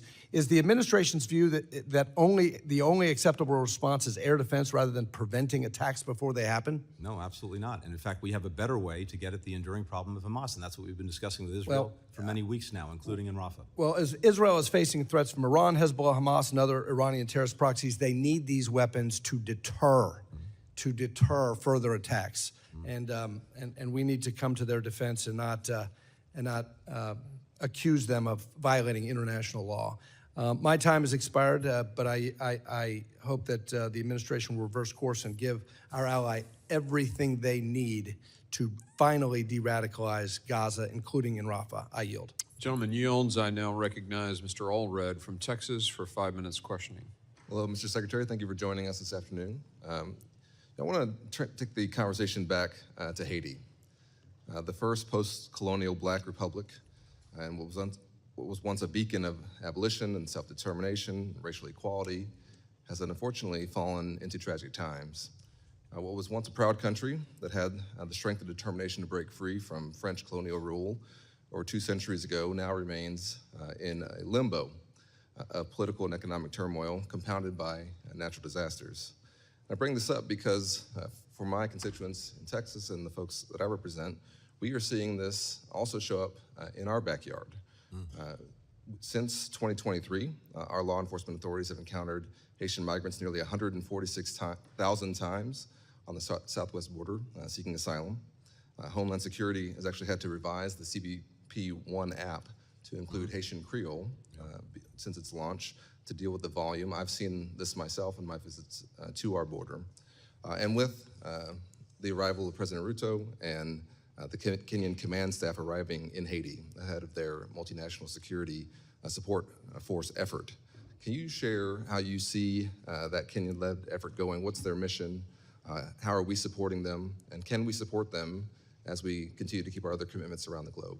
Thank you. I think this is a vital mission precisely because Haiti's really on a precipice of becoming a failed state. But we've seen positive developments in the last weeks that we need to build on. One, we have a transitional presidential council, which is starting to enable Haiti to get back on the democratic track and to get to elections in which it will have a properly mandated government. Second, we've actually seen the Haitian National Police, which is outmanned and outgunned by these gangs, stand up in more effective ways, including regaining control of the airport. Commercial flights have resumed.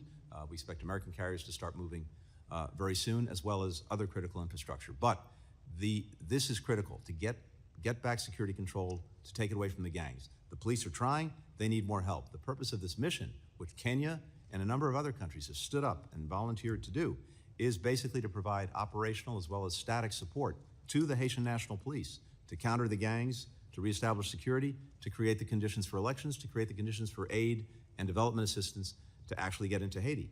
It's time-bound, it's focused on police, and it's really focused on strengthening and bolstering the capacity of the Haitian National Police to take this on for themselves and to get that handoff. But they need some near-term support. That's what the mission would do. For us, this is not us policing the world because there are no Americans involved in this. Yes, the financing, the funding, it's critical that we play a lead role in that, but we have a number of other countries that have contributed significant sums to this.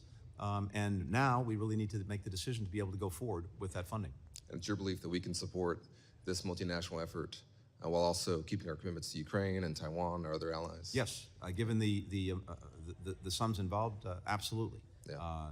And DOD is providing some in-kind support, but we also need some direct assistance that we're prepared to move forward with. Yeah. Well, I also wanted to ask you about recent reports of Russia's Wagner forces working to expand their operations in Haiti. Can you discuss that in this setting? In Haiti, did you say? Yes, sir. So let me come back to you on that. Okay. I haven't seen myself reports of Wagner. Unfortunately, we've seen reports of Wagner or its successors in too many parts of Africa, making terrible trouble for people in those countries. But I'll come back to you on Okay. Haiti. Well, I'm sure they're looking to take advantage of every spot where they can. And we've seen reports of international crime syndicates like the Colombian cartel that are providing automatic weapons to the gangs, which are now becoming more militias in Haiti. How can we counteract that, and what are we doing to address that? So I think that's critical. It's critical not only in Haiti, but it's critical in other parts of our hemisphere, including in Mexico. And we want to make sure that these gangs do not get guns, including guns coming from the United States. It's one reason why it was important that Congress federalized the crime of gun trafficking, so that we have better authorities to get at guns that are being illegally trafficked in our own hemisphere, including to Haiti. And the point you made, I want to come back to earlier, is that the challenging, more than challenging situation in Haiti is a driver of irregular migration. And it's clearly in our interest to make sure that we're doing what we can to give Haiti a better way forward so that we don't have that driver of irregular migration. Yeah.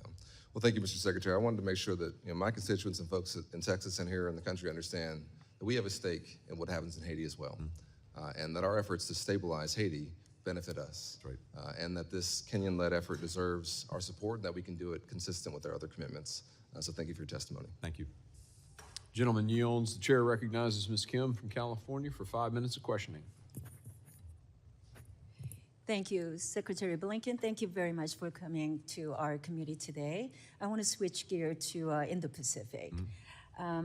Last month, CCP orchestrated the passage of the draconian Article 23 legislation in Hong Kong that is part of, as you said, intensifying repression and could be applied outside of its borders as part of China's ongoing campaign of transnational repression. Despite the State Department's determination and actions taken to impose some visa restrictions, there have been no Hong Kong officials that were sanctioned since 2021. And it should be noted that in 2020, it took the administration only 5 weeks after passage of Hong Kong's national security law to issue sanctions. And Article 23 is much worse by all accounts. So could you tell us why the administration hasn't sanctioned officials in Hong Kong since 2021, despite intensifying repression in the last year? So we've designated, first and foremost, 7 officials from the PRC for the actions that are being taken in Hong Kong, including exactly what you've just cited. And as well, we are imposing visa restrictions on Hong Kong officials for the actions that they've taken to undermine freedom, to undermine autonomy. Secretary, I want you to know that I have introduced Hong Kong Sanctions Act that lists 49 Hong Kong judges, prosecutors, officials playing an active role in persecuting dissidents in Hong Kong. So if my office transmits the list of these individuals to you, can you assure me that you will evaluate whether these individuals can be sanctioned under existing authorities? Yes. Thank you very much. I also want to ask you if you have any plans to impose targeted sanctions on perpetrator of that repression based on Article 23 that we talked about earlier. Yeah, we're looking across the board at taking necessary actions, including sanctions against individuals who are undermining Hong Kong's basic autonomy. Okay. And we'll continue to do that, but I'm happy to look at the list that you have. Thank you. Let me turn to Korean Peninsula issue. Special Envoy Julie Turner was finally sworn in by the State Department last October, but as you know, she was confirmed by the Senate, and it took months before she was finally sworn in by your department. So while I'm pleased that she's in the position and carrying out the mandates as noted by the legislation that we passed, I'm concerned that the Special Envoy Office is not given the proper attention mentioned by the State Department leadership.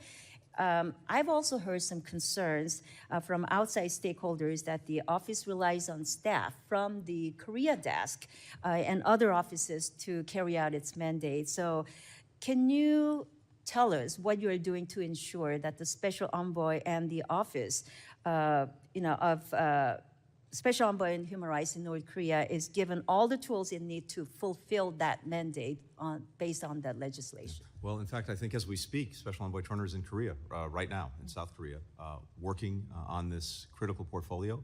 And yes, I'm going to make sure that she continues to have the resources, the support that she needs. And in all of our engagements with... Does she have a separate staff just dedicated to that, so she doesn't have to outsource staffing and support from other offices? We want to make sure that she has what she needs, but of course it would help if we got our budget passed and we were able to actually resource the department, including with the staff that we need across the department. Let me talk to you about Taiwan. As you know, Taiwan is a critical public health partner to the U.S. and plays an important role in the global health community. And you know, I passed the legislation, Taiwan WHO Act, that was signed into law 2 years ago. And it directs the administration to support Taiwan's observer status in the World Health Assembly. As you know, WHO is convening next week. And as of today, Taiwan has not been invited to be the observer at the 77th World Health Assembly. So what is the status of the State Department and your plan to implement this legislation and ensure Taiwan has a seat at the table? I fully agree with the legislation, and we've been working to achieve the results that it seeks, including Taiwan's participation in the World Health Assembly and organization, as well as in a whole host of other international organizations. Why not this year? Is there still time to invite Taiwan? We're going to work on it till the last second if necessary. We've been going around trying to lobby other countries to engage on this, and of course we've taken this to Beijing directly. It denies to people around the world the benefits of the extraordinary knowledge and expertise that Taiwan has and Taiwanese have. Right, seeing Taiwan has been time and time again how reliable a health partner it is. I think it's critically important that you do more to make sure Taiwan has a seat there. Yeah, I agree Thank with you very much. My time's up. I yield back. Gentlelady's time has expired. The chair now recognizes the gentleman from California, Mr. Liu, for 5 minutes. Thank you, Madam Chairwoman. Thank you, Secretary Blinken, for your public service. I want to start off by talking about action that you took that was very commendable. You eliminated the majority of assignment restrictions, and on a going forward basis, you are eliminating all of them. So I just want to say thank you for trusting State Department employees, and thank you for taking that courageous action. Thank you for your leadership. I'd like to now ask some questions about Ukraine. Russia invaded Ukraine for the second time in February 2022. And you were one of the folks that, in my view, made a decision to win. You went out there and tried to get air power to Ukraine. You were fighting to get fighter jets to Ukraine. As we saw things play out, unfortunately, the Pentagon appeared to have opposed that. Turned out you were right, because now the Pentagon is, guess what, getting air power to Ukraine. What I'd like to know is, does, in your view, the Pentagon and the National Security Council support Ukraine pushing Russia back to pre-invasion lines of 2022? Do they support that? Yes, absolutely. And I think that the challenge is this, and it goes with every weapon system that's come up over the last 2 years. It's not sufficient to provide an F-16 or an Abrams tank. We also have to make sure that the Ukrainians have the training they need to operate them.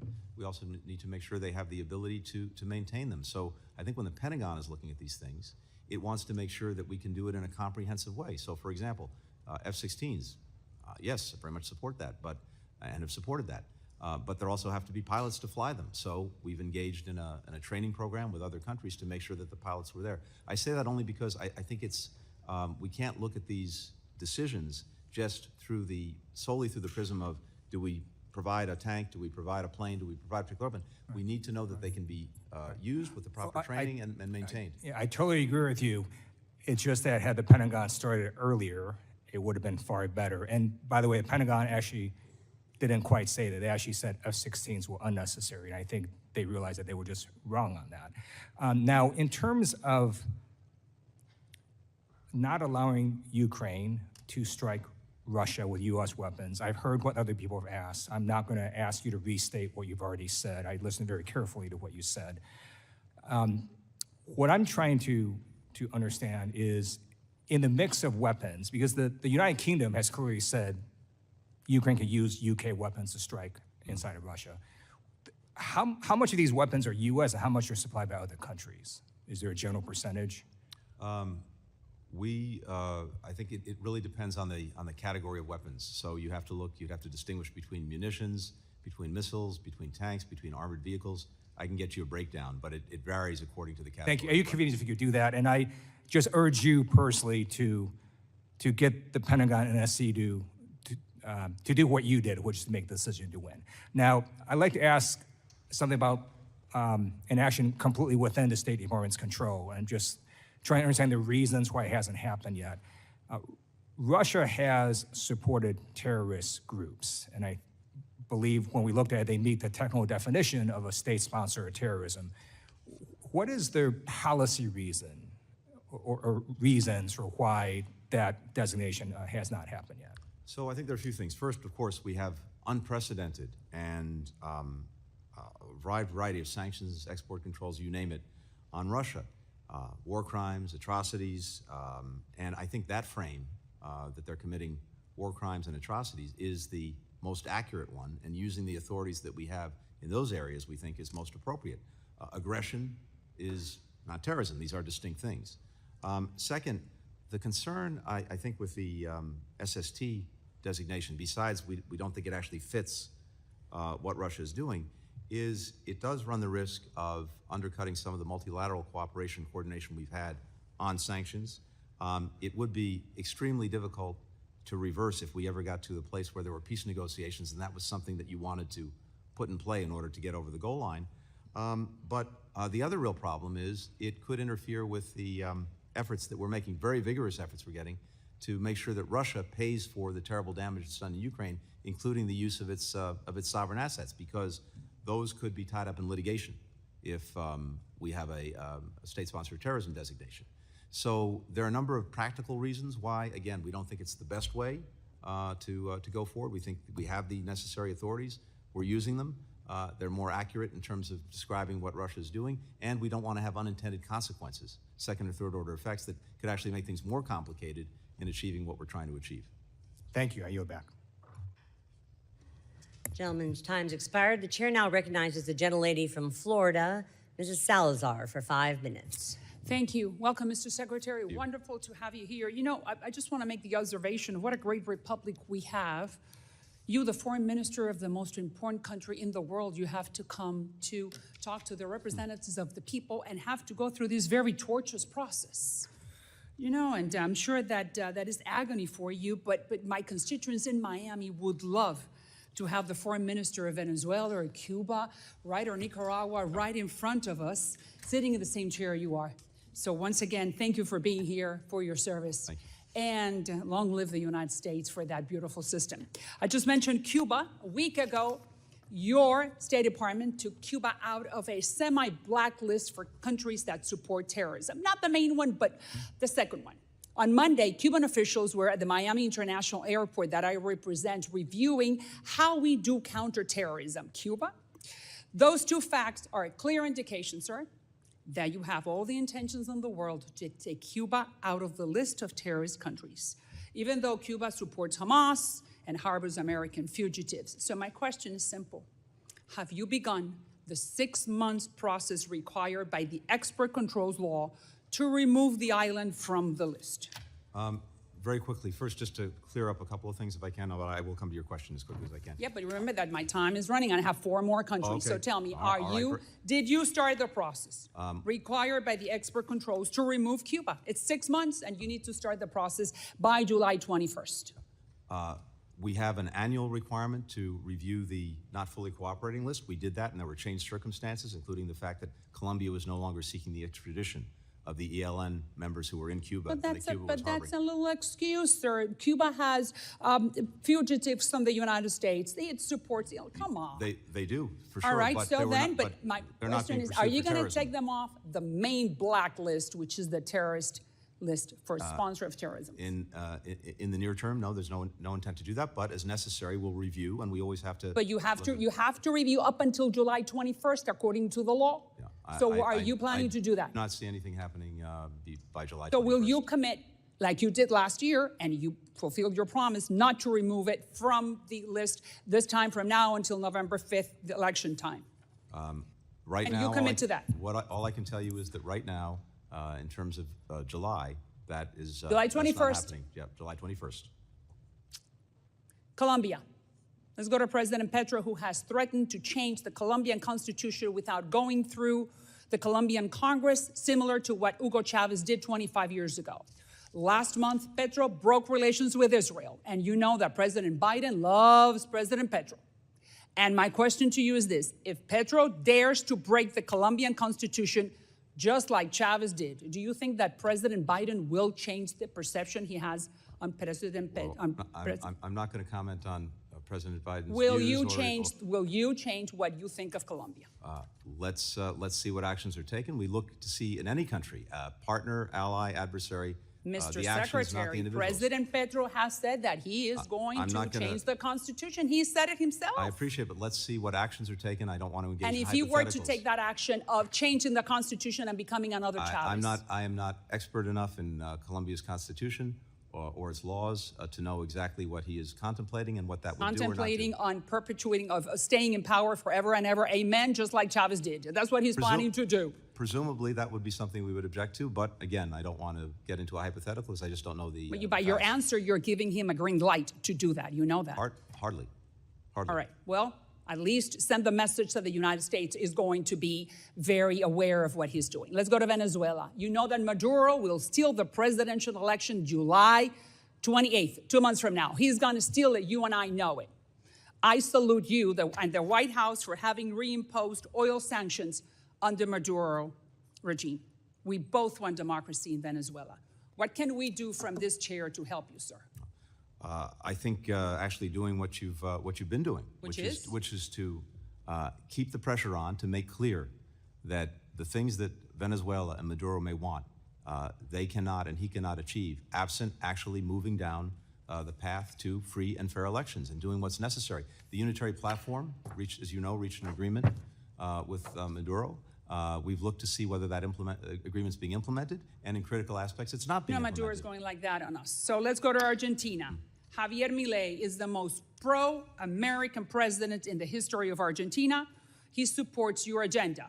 Ukraine, Israel, anti-China, Venezuela, Cuba, Taiwan, open markets. I just sent to President Biden a letter asking for Argentina to be asked to be joined or to be put in the APEP. Would you consider putting them in that signature economic plan for Latin America? In short, yes. I was in Argentina just a couple of months ago with President Milei. I think. Gentlelady's time is and we've We had need fun. more Malays in Latin America, don't you think, sir? And I'm happy to look at your letter and certainly happy to consider that. Wonderful. The gentlelady's time's expired, Thank you. and I know she's got other countries to get through, Mr. Secretary, so she's going to send you those in writing. Gentlelady yields back. I now recognize the gentlelady from California, Ms. Jacobs, for 5 minutes. Thank you, Madam Chair. And thank you, Secretary Blinken, for testifying today. I first want to talk about Sudan, where conditions are getting more horrific by the day. The RSF and SAF continue to encircle al-Fashir, where more than 1.8 million displaced people are trapped in what has been described as, quote, hell on earth, and is at imminent risk of famine. The UAE, a top buyer of U.S. arms, has continued to fuel this war by providing material support to the RSF, despite repeating urgings from the Biden administration, including, I know, your own entreaties. It's time, in my opinion, to take stronger action, which is why I'm introducing legislation that prohibits the transfer of U.S. arms to the UAE until the president can certify to Congress that the UAE is no longer transferring arms to the RSF. Now I want to turn to Israel. Hamas's attack on October 7th was despicable and inexcusable. And I've also been horrified by the Israeli military's response, which has reportedly killed over 30,000 Palestinians. So while I support President Biden's pause on the 2,000-pound bomb sales, I was also disappointed by NSM 20 report that laid out compelling evidence of law of war violations, but stopped short of making a conclusive determination. Meanwhile, we're seeing in recent reporting that in Rafah, the IDF has intensified airstrikes, deployed ground troops, and closed the Rafah border crossing. The UN has reported that over 500 civilians have already been killed and 450,000 Palestinians have been displaced. President Biden rightly drew a red line for U.S. Support on a full-scale invasion of Rafah. But I think it's unclear to the public the difference between what we're seeing now and what would be crossing that red line. So could you explain the difference to us, please?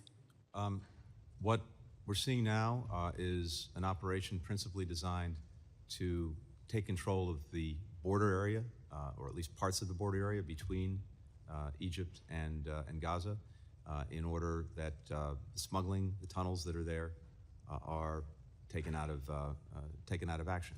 And I understand that objective. At the same time, because it's been near Rafah and around Rafah, it has disrupted operations at the Rafah crossing, which have been critical to getting aid into people who so desperately need it. It also, for a time, disrupted operations at Kerem Shalom, although those have resumed. So we're working intensely with Israel and Egypt right now to try to get Rafah up and running again so that more can get in. It's more challenging in a combat environment. Yeah, well, thank you for that clarification, and I hope we hold firm to the red line that President Biden has enumerated. As you know, I'm the ranking member of the Africa Subcommittee. I frequently travel to the continent and talk about human rights issues, and I'll be honest, I've been hearing a lot from our African partners that the U.S. is not consistent in living up to our values, that they don't feel like we're a good partner because they perceive we're not holding Israel to the same standards that we're holding them to.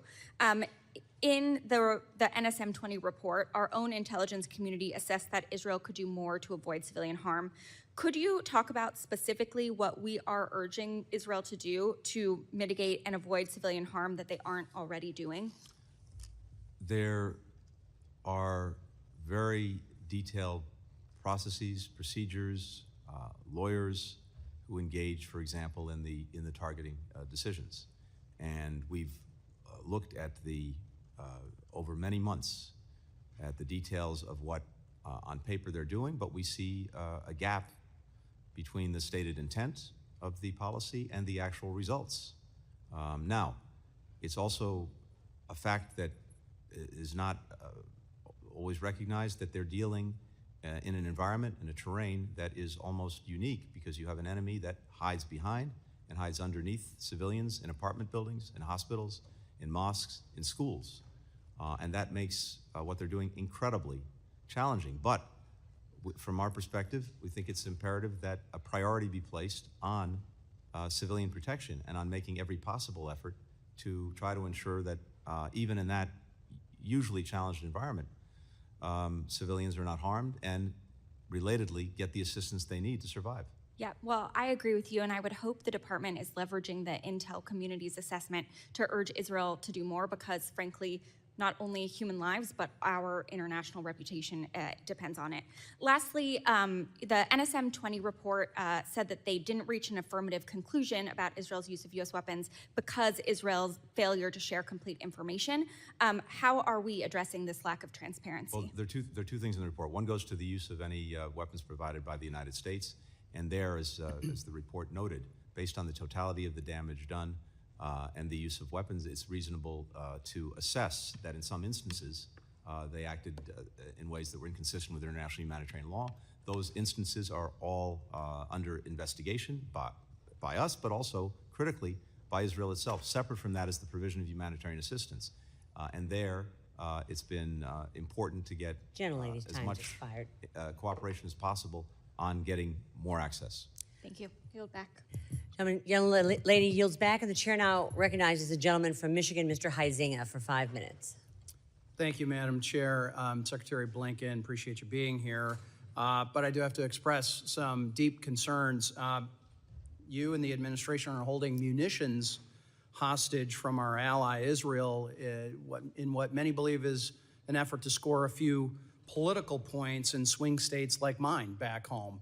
And meanwhile, as an actual hostages being held, some of whom are American and documented to be Americans, that would be perceived by many of us as a complete slap in the face to those hostages who are yet being left behind.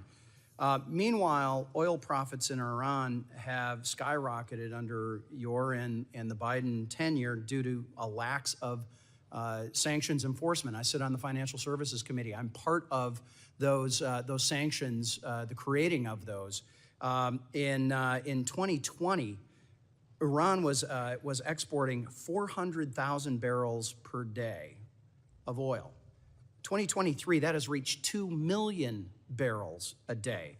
And what has changed, and why have the Ayatollahs decided to flip the switch under the Biden administration, is something that many of us have been concerned about and expressing. And meanwhile, we have a situation where the president of Iran went down in a helicopter crash, and one of your deputies at the UN and yourself had expressed condolences over this. I'm curious, is the world a safer place because of your efforts to offer respect to a leader who murdered, tortured, and exterminated thousands of Iranians,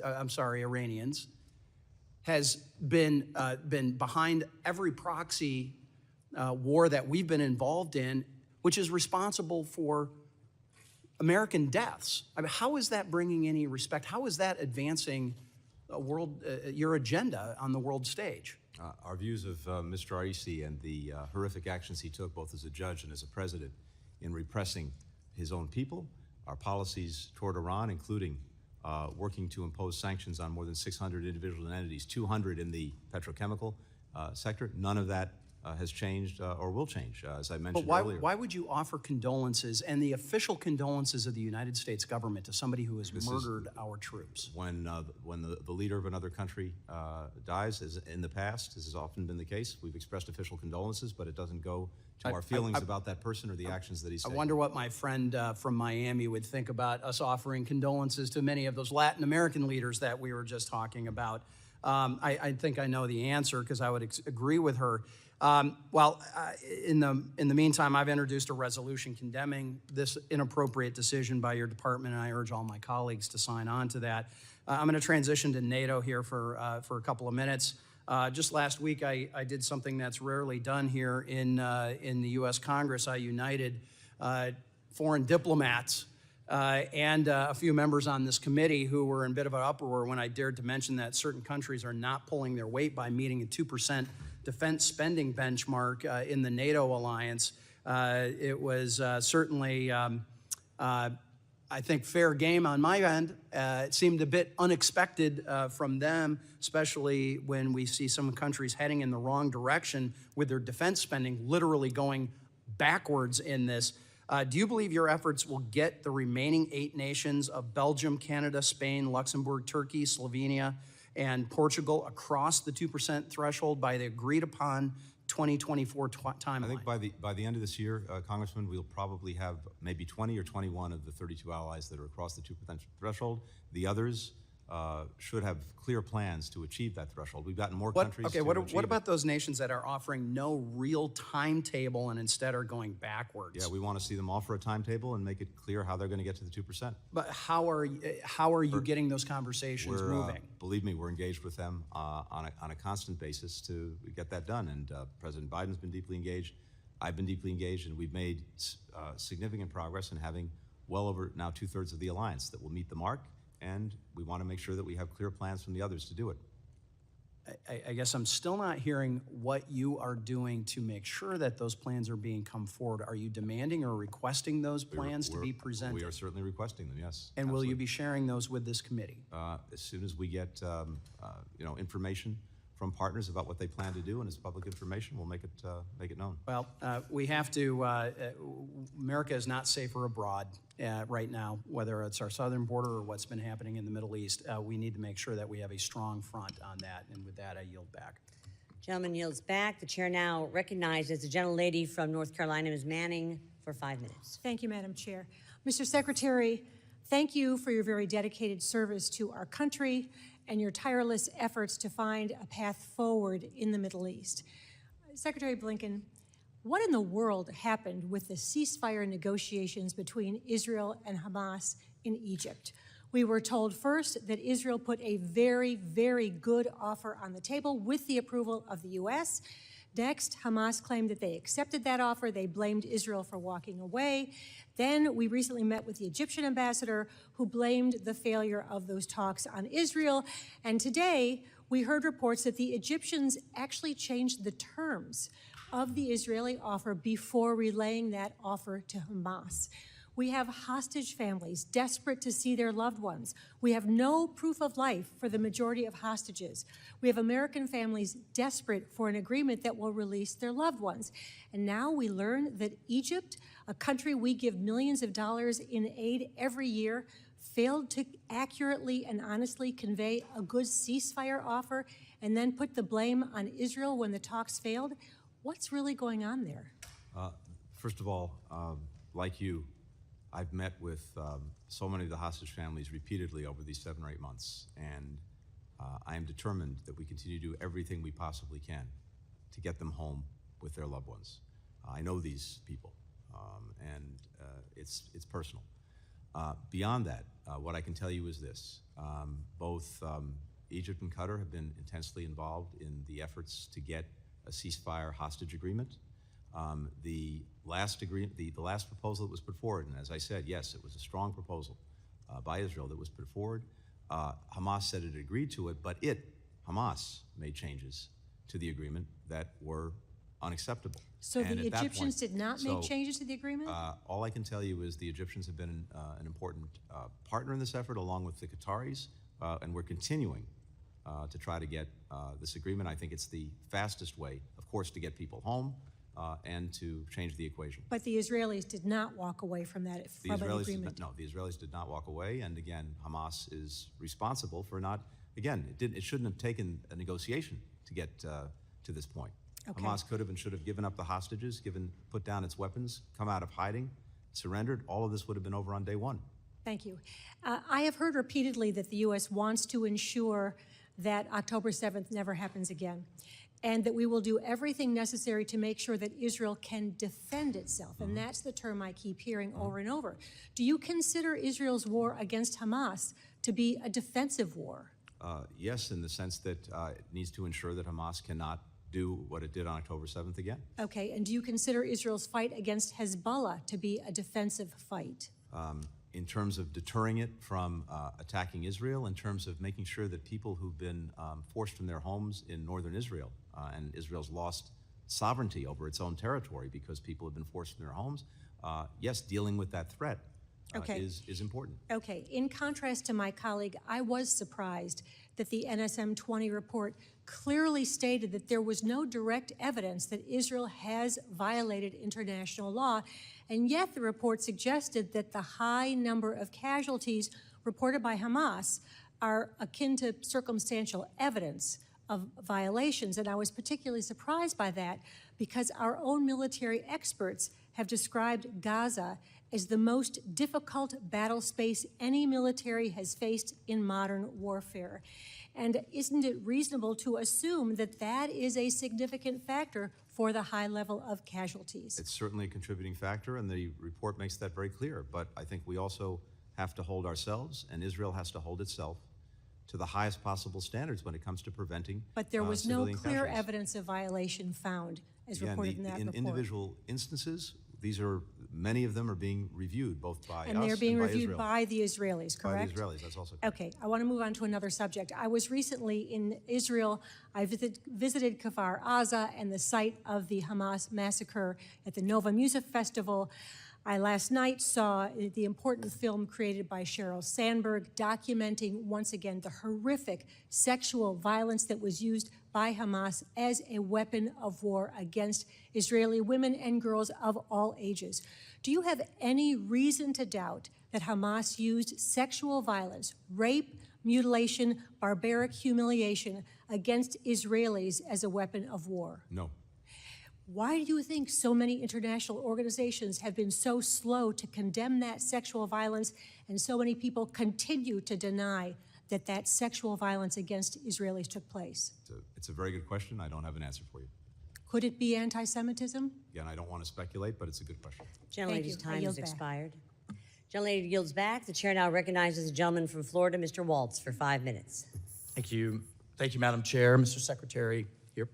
I just have a simple question for you. Is the world safer under your tenure as Secretary? I think the world is an incredibly dangerous place, but we're able to deal with it more effectively and in a more secure manner because we've rebuilt our alliances, created new ones. We have more partners. How's our to deal with alliance this with our Afghan partners and allies? How's that going? The ones that, the many that we've brought to the United States since withdrawing from Afghanistan. Did deterrence fail Putin from invading Ukraine? Putin was prevented because of our leadership in not erasing, preventing from erasing Ukraine from the map. Should the invasion have happened? I'm sorry. Did deterrence fail? We had a whole panoply of threatened sanctions, isolation, diplomatic isolation. But at the end of the day, he still invaded. He did indeed. Failed. And no. on Has the contrary, deterrence failed Iran supporting terrorism and its terrorist organizations Iran and has attacking supported, Israel? Unfortunately, horrifically, Iran has supported terrorism for decades. Mr. Secretary, I have here the disastrous Afghanistan withdrawal, the invasion of Ukraine, the unholy alliance between Russia and China, Hamas and Hezbollah attacks on Israel, Houthi attacking international shipping, hostages in Gaza, Iran flush with cash, the reemergence of ISIS-K now, 6 thwarted attacks in Europe, increased Chinese aggression, and the collapse of our influence in Central Africa and the Sahel. And we get 5 minutes for the million people I represent in a public hearing, and you're going to tell the American people with this list they're safer? Let's go down that list. We ended America's longest war. We're better off for that. Russian invasion of Ukraine. We repelled it by bringing 50 countries together, getting the Ukrainians what they need to make sure that it couldn't be erased from the map. The cooperation between Russia and China. Mr. We've now Secretary, aligned more you're a countries smart in the world man. to You deal cannot, with I mean, China. at some point you have to look back, take a step back, look in the mirror and say, our policies are failing. No, I think just to the Deterrence contrary. is crumbling. I fully disagree The American people do not feel safer Totally disagree. Around the world. Okay, let me ask you this. Do you agree with the National Security Advisor, Jake Sullivan, who said publicly in October of 2023, the Middle East is quieter than it has been for decades? In that moment, it was. And then he stated it again, except you then stated just a few months later, would argue that we've not seen a situation as dangerous as the one we're facing now across the region. What did you get wrong? What did he get wrong? I'd have to look at this. Well, first of all, again, in that moment, that was an accurate statement. Second, we've been. Did you have your head in the sand? We've been very. Did Jake Sullivan have his head in the sand? Again, I mean, like literally, did he have his head in the sand to say the region was the most, really a braggadocious moment? It's pretty amazing then when you have to retract your own kind of treatise in foreign affairs and change the language after the entire region blows up. That's a bit embarrassing, isn't it? On the contrary, I think what we've seen as well is a very effective effort to prevent the conflict that we've seen in Gaza from spreading as a result of American leadership. But it's spreading. Hundreds of attacks on our bases. Tell that to the 3 American Gold Star families. Let me ask you this. Did the Iranian government offer condolences to our Gold Star families on their death? Did they? I sincerely doubt it. I doubt it. But we offer it to the man behind their murder, Raisi, right? Okay. Let me ask you one more, and this one is near and dear to my heart, and I've engaged you privately. I've engaged you publicly. I've asked you about a particular SIV that is literally hiding day in and day out, being hunted by the Taliban. And I've gotten no response, Mr. Secretary. And that man is being hunted down as we speak, who stood and fought with us. Can I come back? Let's take that up. Can I come back to you on that? Please. I want to make sure. I mean, I'm begging you in public for this man because I'm waiting for the moment when his family tells me he's Let me make sure dead. I come back to you on that. But more broadly, your department has testified they're processing 1,000 a month, 1,000 SIVs a month. Yeah. At that rate, with the 125,000 that we're looking at 12 years. Is that acceptable? As these people are being hunted down by the Taliban? We've issued, since withdrawing from Afghanistan, we issued 45,000 SIVs. Is 12 years acceptable to get our allies out? I want to do it faster. It's a yes or no question. Is 12 years acceptable? No, we ought to be able to do it faster, but the part of that is I would just think that would be a simple no. Well, no, of course. We want to make 10 years? I'd like to get everyone 10 here years? tomorrow, but you've got to get people out of the country. 5 You years? have to, It's not a question of our processing ability. It's the ability to get them out For of the the country. veterans groups that are literally exhausting their own savings as the Taliban receives aid, portions of our aid, by the way, for these veterans groups, some of which have exhausted their kids' 529 plans, their savings plans, still trying to get these people out, what expectation can we give them?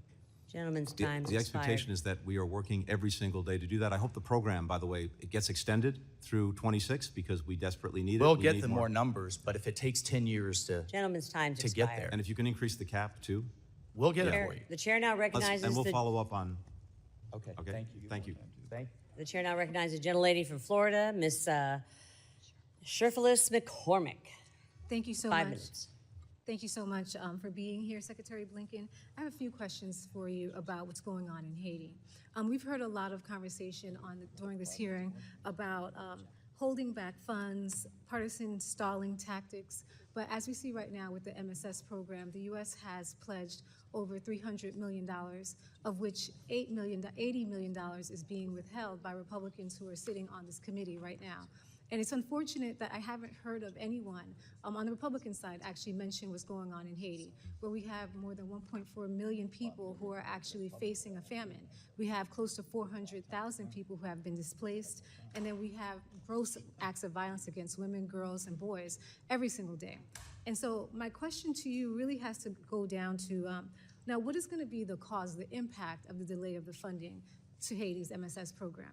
Well, the delay of the funding would mean that potentially the program can't go forward, and that we have I think, a very important opportunity to turn things around and help the Haitian people turn things around by giving the Haitian National Police the support they need to fully and finally regain control of Port-au-Prince, the capital city, to deal more effectively with the gangs, to allow democracy to move forward in terms of an election, to allow humanitarian assistance and development aid to move forward, because in the absence of having control over the basic transportation hubs and infrastructure, none of that can happen. And we have countries that have stood up that are willing to take on this mission of supporting the police in a time-limited fashion, starting with Kenya, and President Ruto's here right now. But if we don't have that funding, we won't be able to support the program. And as I mentioned earlier, this is not America policing the world, because we don't have Americans on the ground doing this. We have others who've stepped up to do it, but we need to give them the support that they need to do this mission. Talking about President Ruto, I spoke to him today, and he spoke about Kenya's commitment to helping Haiti and making sure that the Kenyan forces and the other forces have everything they need, which brings me to my next observation. When I speak to the leaders of other countries who have pledged their troops, who have pledged their dollars, they're questioning our commitment to this commitment to Haiti, who is our ally, which is another concern that I have, is that no one on the Republican side talked about our commitment and responsibility to Haiti, which is in our backyard, and who is actually our ally also, and how we're making, I mean, their actions by holding back funds is actually putting us in a position of weakness. And we see this playing out. Have you heard concerns from other countries about the ambivalence of the Republicans releasing the funds? Well, I don't think they talk about it in terms of parties, but they are concerned with our ability to come forward with the funds that we've committed to this effort, because we have a good number of countries who've come forward to make their own pledges, about $100 million, close to $100 million. And if they see that we're not moving forward with ours, they may pull back on theirs. And has it been clear what they're asking for before they release the funding? Yes, they'd like to make sure that the funds that we've committed, including the funds that are currently with Congress, actually go forward. Has the funds that the Republicans are withholding, have they made clear what they're looking for before they actually release the funds? Well, I don't want to speak for anyone else. That wouldn't be appropriate. But we've had many briefings, discussions, conversations, so to my going over the understanding, plans. And of course, it's totally appropriate for Congress to want to make sure that it sees and understands the plans and what the program is, and we've brought forward that information. So to my understanding, we've had over 80 briefings on the situation in Haiti and what's going to happen with the MSS, the that goals, sounds right. and we've outlined the safeguards and what's going on in Haiti. Is that correct? That sounds right. So do you feel like 80 briefing is sufficient for you to be confident to actually release the I would funding? hope so. So would you infer that the real reason they're holding back the funding is because of political games that they're playing? I don't want to infer But anything. a reasonable I think it's person important could that infer that. that again, we move forward with this. I understand. And so what is the timing? So if they're holding back funding, how much time do you think we have before the funds have to be released? The timing is now. The mission is ready to go forward. The canyons are ready to proceed. So the timing is now. We really need to move forward on this in the coming weeks. And so before I run out of time, could you articulate the administration's position on Hope Help and how it could help Haiti, especially in this economic downturn? I think this is a vital program in terms of giving an appropriate trade preference to the apparel sector in Haiti, which is the leading sector.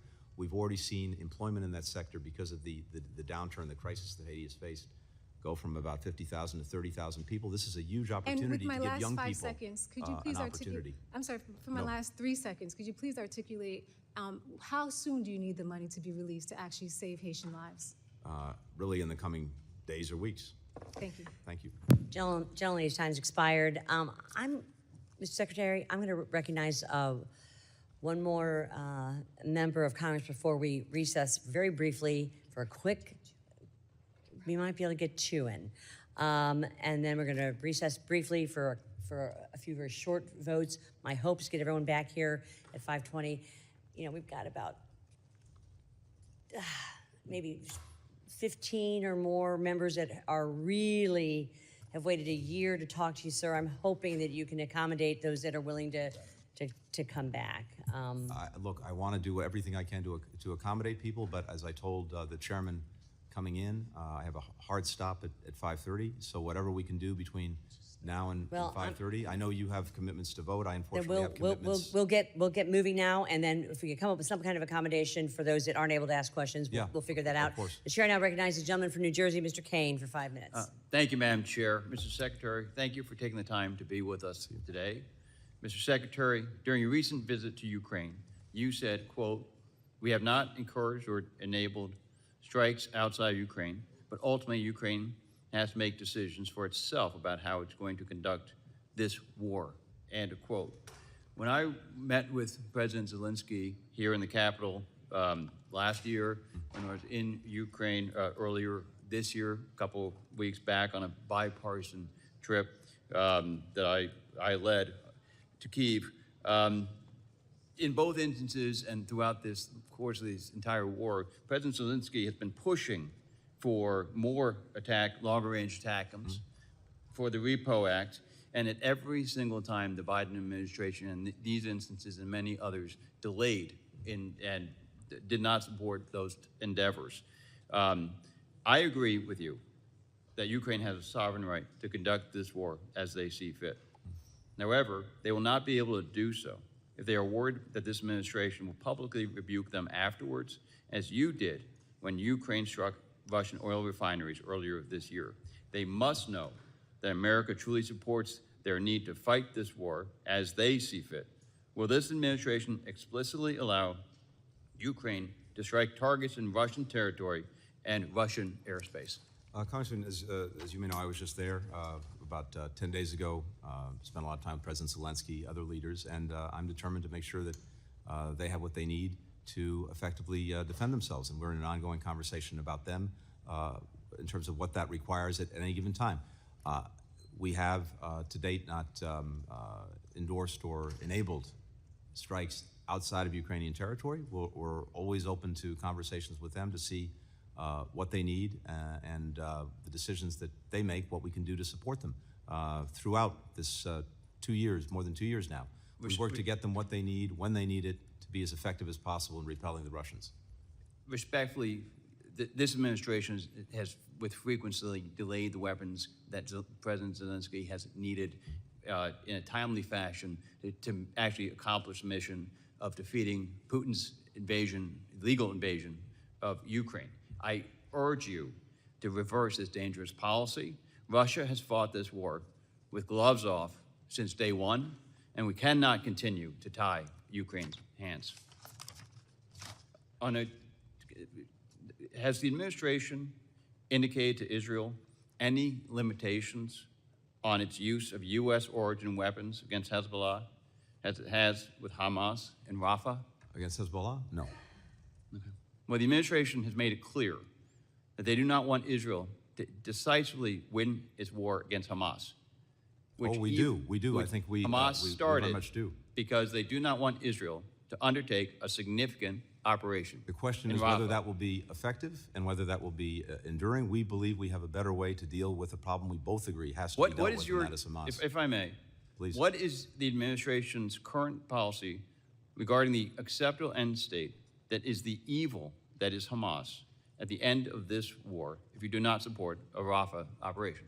We do not want to see Hamas governing Gaza. We do not want to see Hamas representing an ongoing threat to Israel, the ability to repeat what happened on October 7th. And we're united in that goal. The question is how best, how most effectively to achieve it in a way that's enduring. By delaying Israel the weaponry necessary to defeat the evil threat that is Hamas, you are hurting the situation, not helping it. I yield back. Thank you.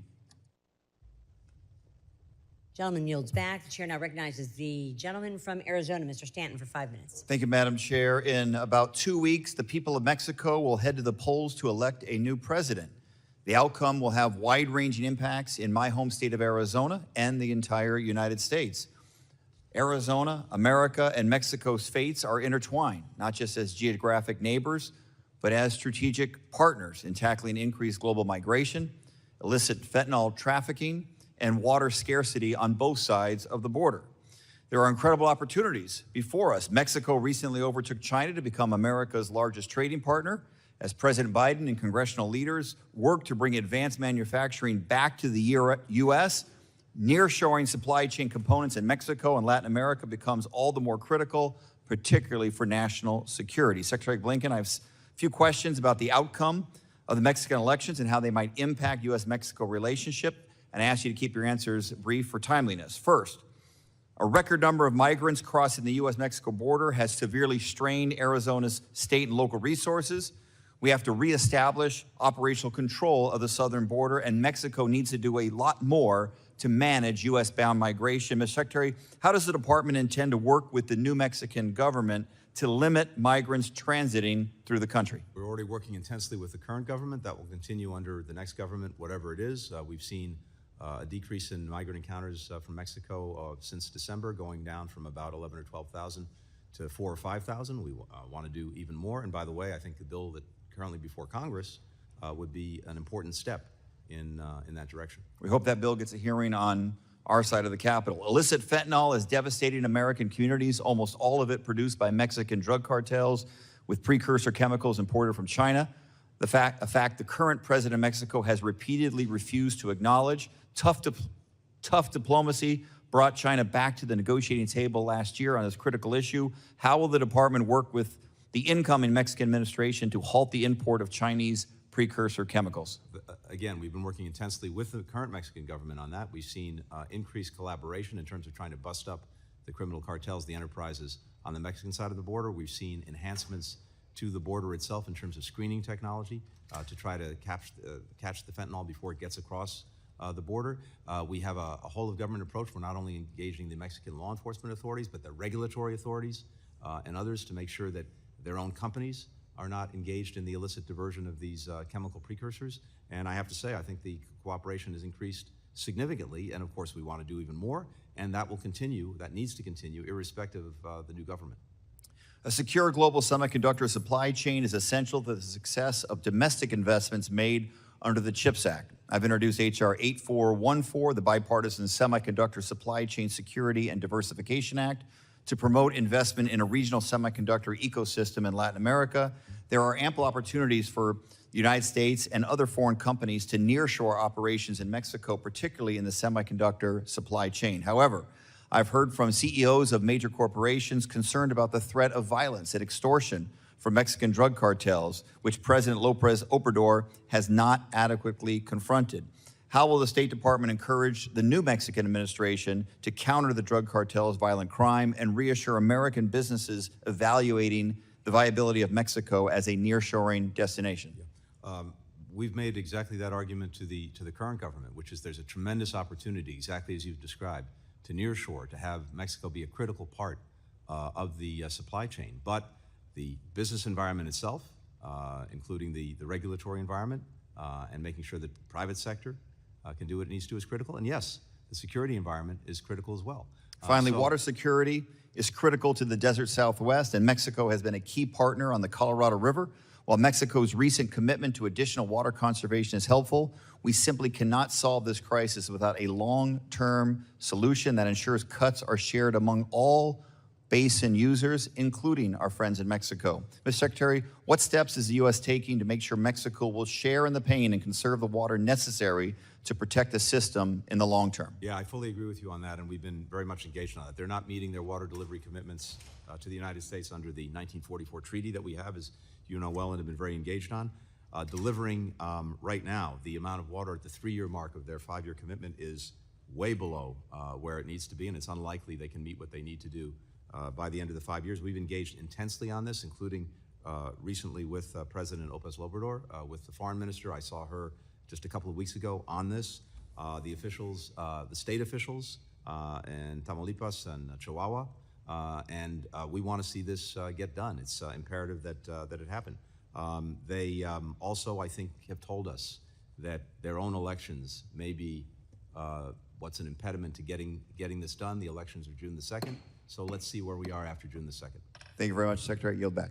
Gentleman's time has expired. I now recognize myself for 5 minutes. Mr. Secretary, do you agree with Senator Schumer's call for regime change in Israel? No.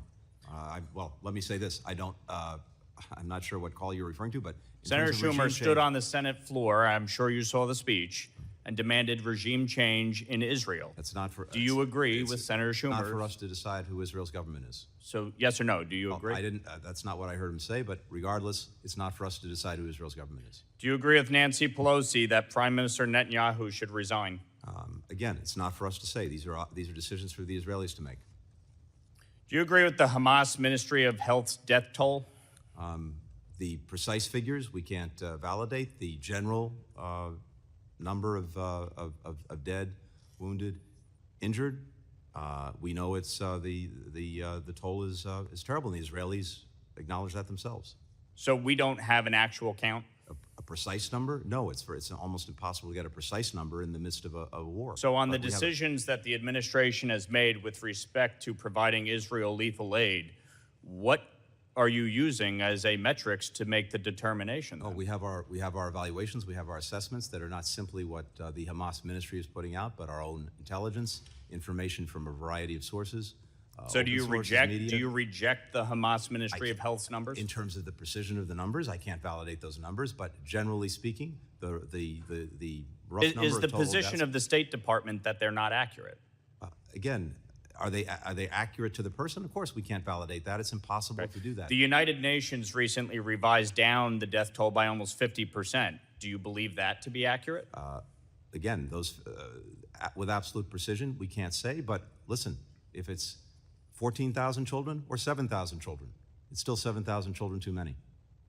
Do you blame Israel or Hamas for that? I blame Hamas has created this the crossfire that so many of these people are caught up in. Okay, you agree they use their own innocent civilians as human shields, I do, correct? but I also believe that Israel must maximize every possible effort to protect civilians. Well, and try didn't to the do State it. Department put out a report saying that they are?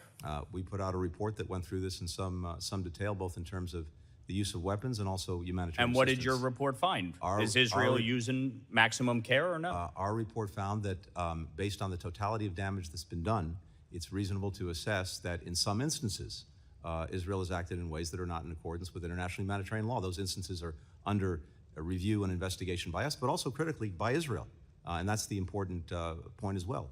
It has the ability to self-police, and we have to hold ourselves, whether it's Israel, the United States, or any other democracy, to the highest possible standards in war, even a war that was brought to them by a vicious terrorist group and one that engages in practices like hiding behind civilians. Even there, they and we have an obligation to do everything possible to make sure that, to the best of our ability, civilians are not harmed. And do you think that they're doing that to the best of their abilities? I think that there's a gap between the intent that's stated to do that and some of the results that we've seen, and we want to make sure that that gap is closed. So do you believe Israel is committing a genocide? No. Okay. Why did the State Department mourn the death of President Raisi? We've offered official condolences in the past when countries lose their leaders. That doesn't change in any way the fact that Mr. Raisi horrifically repressed his own people as a judge, And then as president of the country, it doesn't change in You any agree? way our policy toward Iran. You agree Iran is the greatest state sponsor of terror, correct? If it's not number one, it's certainly very near the top of the list. Okay, and do you agree that they fund Hamas about roughly 93% of their budget? Hamas has been significantly funded by Iran. Of course, Hamas has also been funded by other sources, but Iran, yes, is a significant Do you funder. believe that Iran and its proxies, Hamas, want to wipe Israel off the face of the earth? I do. You agree that's their stated goal? That's their stated goal. You're right. Okay, so if you know that's their stated goal, number one, why would we recognize the death of the butcher of Tehran? And number two, why are you withholding weapons and making it harder for Israel to defend itself, knowing full well, as you just testified, that Iran and Hamas want to wipe Israel off the face of the earth? Yes, and we've done everything that we can do to make sure that Israel has the means to deal effectively with Hamas, including making sure October 7th never happens again. The question is, what is the best way to get an enduring resolution to the problem of Hamas? We have different views on... The best way to do it is for Hamas to surrender and release the hostages, Yes, is it not? Yes, okay. Absolutely. So this administration has been an abject disaster when it comes to Iran. Since Joe Biden took office, Iranian petroleum sales are up $88 billion. It's why I fought to get my bill, the SHIP Act, and the Iran-China Energy Sanctions Act passed. Are you prepared to enact these into law as part of the administration? And what steps have been taken since this bill was passed weeks ago to start enacting the SHIP Act? We have found and deemed as blocked more than 50 ships. We'll continue to identify others. We're working to deflag ships so that they can't move and get services from port to port to get at the fleet that is conducting the illicit trade in oil and petrochemical products. And you agree China is the biggest purchaser of Iranian petroleum? China is certainly, again, either at the top of the list or near it. Yes. Thank you. My time has expired. I now recognize Madeleine Dean for 5 minutes. Thank you, Mr. Chairman, and thank you, Secretary Blinken, for being here today, for your years of faithful service, for your testimony, for your budget requests that I support. I wanted to just start with Ukraine. So much of the focus has been on what's the needs of today. What does Ukraine need today? And I was just there in February with other members.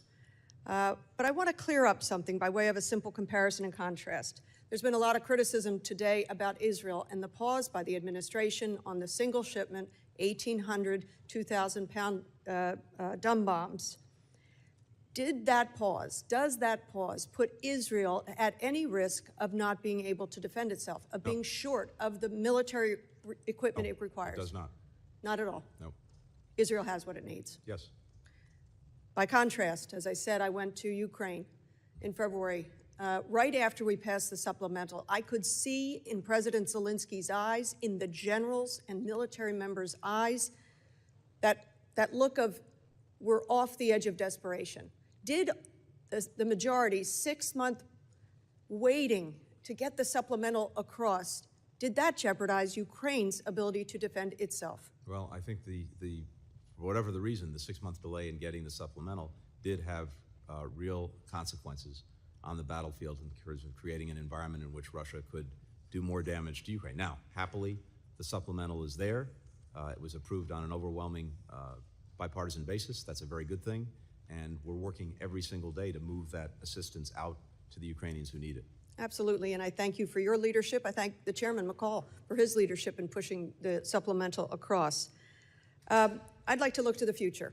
And you from day one, and the administration from day one has said, for example, in Ukraine, what does the future look like? And rebuilding. President Zelensky in our meeting thanked us for the Repo Act, for the freezing of Russian assets with a future of using those assets for rebuilding. Mm-hmm. We met with the American Chamber. They see the extraordinary need and opportunity. You said in your remarks in Kyiv just last week, I think it was, quote, "There is one more crucial step we can take, making Russia pay for Ukraine's recovery and reconstruction. What Putin destroyed, Russia should and must pay to rebuild. It's what international law demands. It's what the Ukrainian people deserve. Our Congress has given us the power to seize Russian assets in the United States. We intend to use it," end quote. Yes. What steps has the State Department taken toward making Russia pay for reconstruction in Ukraine? What plans does State have to use those authorities granted to it? How are you working with partner nations to unlock more money, and Zelensky the president spoke directly about this, that we are a model in use of the Repo Act, but we have $5 or $6 billion, whereas Europe is sitting on hundreds of billions. That's right. Can you tell us? That's exactly right. First of all, I applaud the Repo Act and appreciate the leadership in getting that done. Second, we've been using that and using our diplomacy to rally other countries, particularly the countries where these assets are located. They're the ones who ultimately have to agree to this, to enable their use. Now, we've had, I think, one initial important step forward just a couple of days ago. The European Union has now agreed that the interest generated by the sovereign assets in Europe can be used and given to Ukraine to support and to rebuild. But what we'd like to see happen now is to find a way to, in one way or another, in effect, use the principle. And one of the things that we're looking at, and I hope that by the G7 meeting that the president will attend, we can make progress on that, is to, in effect, use the principle as collateral for a loan, a bond, that would generate significant monies now for Ukraine to help it get started on the rebuild. I certainly hope so also. The principle must be used. Russia must pay for the rebuilding of Ukraine. And I know my colleague, Ms. Manning, asked you about the hostages, and I wear this. It was given to me by a hostage family. We all have met with many of the hostage families. I think of them every single day. I can't understand how the world has not come around and said, Hamas, you must release all of the hostages, living and dead. What's the clearest statement of where we stand with the hostage negotiations now? Like you, I am determined every single day to get them back home, to get them with their families. And I know the families. I've met with them many times here in the United States and Israel, as is President Biden. And we have come close, I think, to reaching agreements that would get a ceasefire and the hostages released and hopefully start a process that moves to a more enduring peace and security for Israel, for the Palestinians. But in the most recent go-around on this, Hamas did not say yes to what I thought was a very generous and appropriate proposal coming from Israel. So we continue to be at it. CIA Director Bill Burns, myself, other White House officials, working on this, working with Qatar and Egypt. We continue to have officials who are talking about this, and we will continue to make the hardest possible run at it. But in this moment, unfortunately, we do not have the agreement that we should have. I thank you for your work. Godspeed, and bring home the hostages. Thank you. I thank the gentleman. I now recognize myself for 5 minutes. Mr. Secretary, I just want to pick up where Mr. Waltz left off. I couldn't have said that better. So I'm going to focus on different parts of the world. America is less free, less safe, more burdened by debt under, frankly, your leadership in this administration's. That's really, unfortunately, the macro trend since the end of the Cold War. We really haven't managed it well. And part of the reason is China has really responded to the end of the Cold War just fine. They've really focused on China's national security, and they've managed to be at peace. The United States has focused everywhere else in the world but China. I think a lot of my other colleagues have addressed Pacific concerns, but I want to focus right here in our own hemisphere. Do you still believe that the Monroe Doctrine has any relevance for the direction of security in our own hemisphere? I'll have to come back to you on that in terms of refreshing my memory on the details of the Monroe Doctrine. What I can tell you is two things. One, in terms of China, we're in a much stronger position than we were 3 years ago. Let me focus not on China, like I said, on our own hemisphere. So let me just, here's the cliff notes. Should we pay more attention to our own hemisphere than to other parts of the world? We're paying intense. Does the border with the United States and Mexico matter? It does, and I hope does the border with Guatemala and Mexico matter? Congress now will be voted on because that would improve. Does China's expansion into South America matter to the United States? Because we used to care when other countries came in to this sphere more than we cared where they went over in their own parts of the world. We've been more focused on this hemisphere than any previous administration I can think of, including, by the way, administrations I participated in. Look, I will commend you on using fishing rights off of Ecuador to push China out of that region. I can say, hey, there's been a win, maybe not much more than that, but we haven't done much to counter China's influence all over this hemisphere. And notably with cartel, is there any illicit finance going into Mexico? Oh, certainly. Illicit finance going to Mexico, yes. What are we doing about it? We're engaged with the Mexicans virtually every single day. We sanctioned any financial institution? We've sanctioned people, and we've also, beyond sanctioning people, we've worked to give Mexico the assets, the authorities, the capacities they need to help take down these cartels, to disrupt the financing. How's that turning out? Are we taking down the cartels? We've seen significant progress over the last 3 years. Yes, in taking down cartels, disrupting drug supply, seizing more fentanyl the last couple of years. Than, Okay, than ever so before. here's the thing: the cartels under the Trump administration were trafficking humans across the border, and the New York Times say that Trump administration, they were making around $500 million a year. 1.5 years in, so that's at the midway point from here back, the Biden administration, they said that the cartels are making over $13 billion a year smuggling people across the border. Is that helping rein in the cartels by what you're doing to stop the cartels? Why wouldn't you reverse the Remain in Mexico policy? Well, again, I would commend to the Congress the bill that is before it that I think. No, that doesn't reverse the policy. That just funds more illegals everywhere in the country and actually puts a cap on the future administration for getting them out. Let me turn to the influence that is going on in Guatemala. You were recently there, and just before your visit, members of the Guatemalan Congress were threatened by our embassy there that they would lose their U.S. visas, and their kids who are studying here would lose their visas to study in America if they didn't support removal of Guatemala's Attorney General. Do you think the United States should be manipulating members of a foreign Congress in this manner? Not a question of manipulating members of foreign Congress. It's the fact that in the recent election in Guatemala, there was a very strong attempt made to prevent the democratically elected president of Guatemala from taking office. There was an attempt to disrupt the inauguration of that president. And if we stand for democracy anywhere, we have to stand for it everywhere, including in Guatemala. So is the State Department's opposition to the Attorney General at all related to her recent investigations to determine if the Biden administration's complicit in the trafficking of children into the United States? Nothing to do with that? Correlation, not causation? That is absurd. Good to hear. One question about NATO. NATO is front and center for the war in Ukraine. Back when CIA Director Burns said this in February of 2008, quote, Ukrainian entry into NATO is the brightest of all red lines for the Russian elite, not just Putin.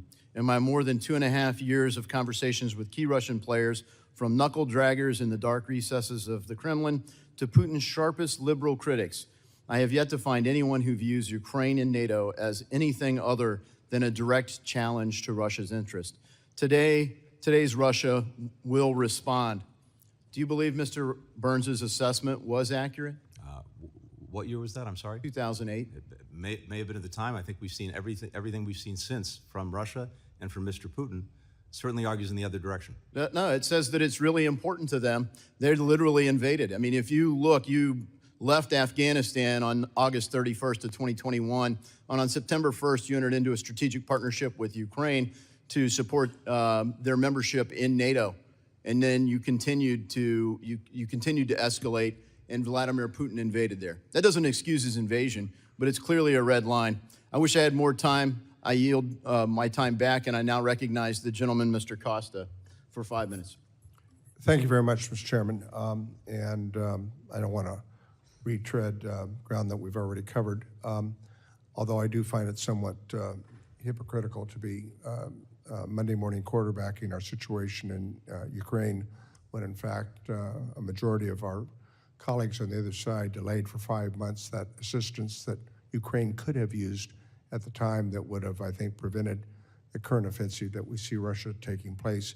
Since you just came back from Ukraine, I'd like you to highlight in the next 6 months, I mean, I think we've done, to be fair, micromanaging in the West Wing that was unnecessary. I mean, we pushed a lot of things, whether they be ATACMS, whether they be the F-16s, only to see the administration finally agree, but months later. We can't continue that.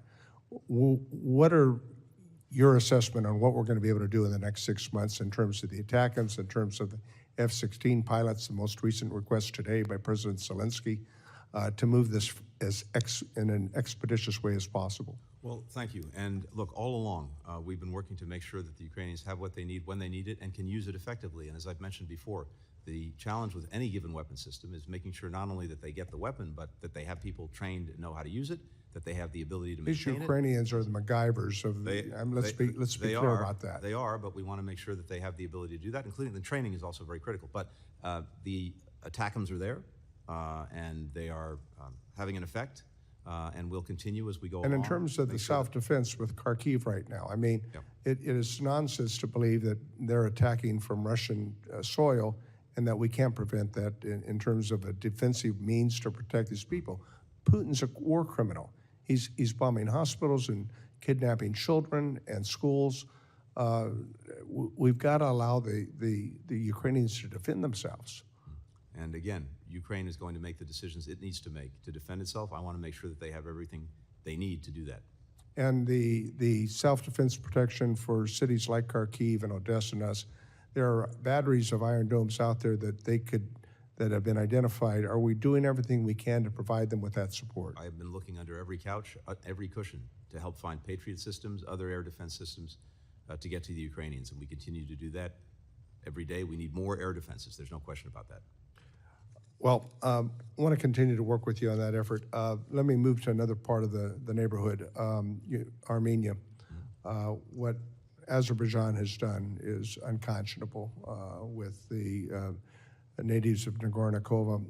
We've increased the humanitarian assistance from 15 million to 65 million. But I think that Armenia's requested an additional $200 million in assistance.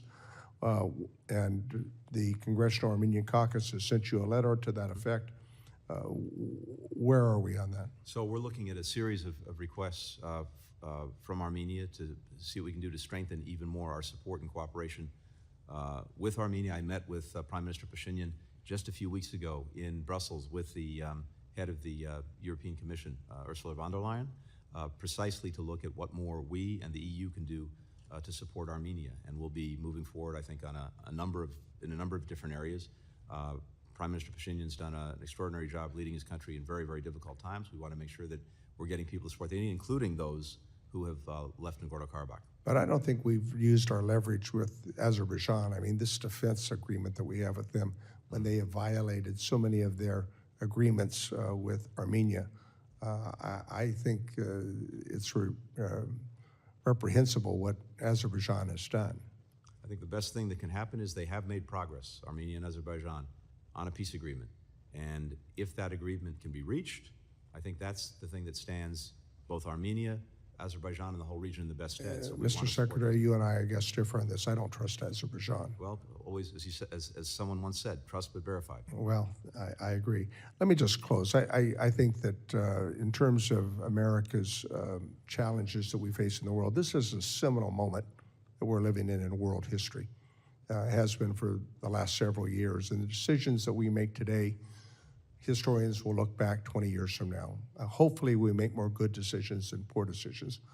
What are your priorities in terms of the decisions we're making in the next 6 months to make sure that we make more good ones than poor ones during this seminal moment with the challenges of Russia and China and this difficult world we're living in? We want to make sure, and our budget reflects this, that we can continue what's been very successful in terms of dealing with the challenges posed by China, and that is making the necessary investments in ourselves, aligning even more closely with our allies and partners, because the combined weight that we bring to dealing with challenges posed by China when we're together is much greater than any one of us doing alone. We've had real success with that. We need to continue doing that. We need to continue the support for Ukraine so that it can deal effectively with the aggression coming from Russia, as well as help set Ukraine up for success, long-term success.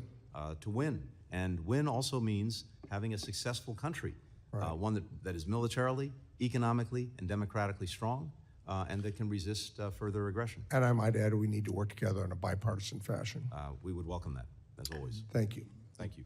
Gentleman's time has expired. I thank the Secretary for valuable testimony and members for their questions. Members of the committee, particularly those who couldn't stay here, may have some additional questions for the Secretary. We ask you to respond to these in writing. Pursuant to committee rules, all members may have 5 days to submit statements, questions, and extraneous materials for the record, subject to the length limitations. Without objection, the committee stands adjourned. Thank you, Mr. Chairman.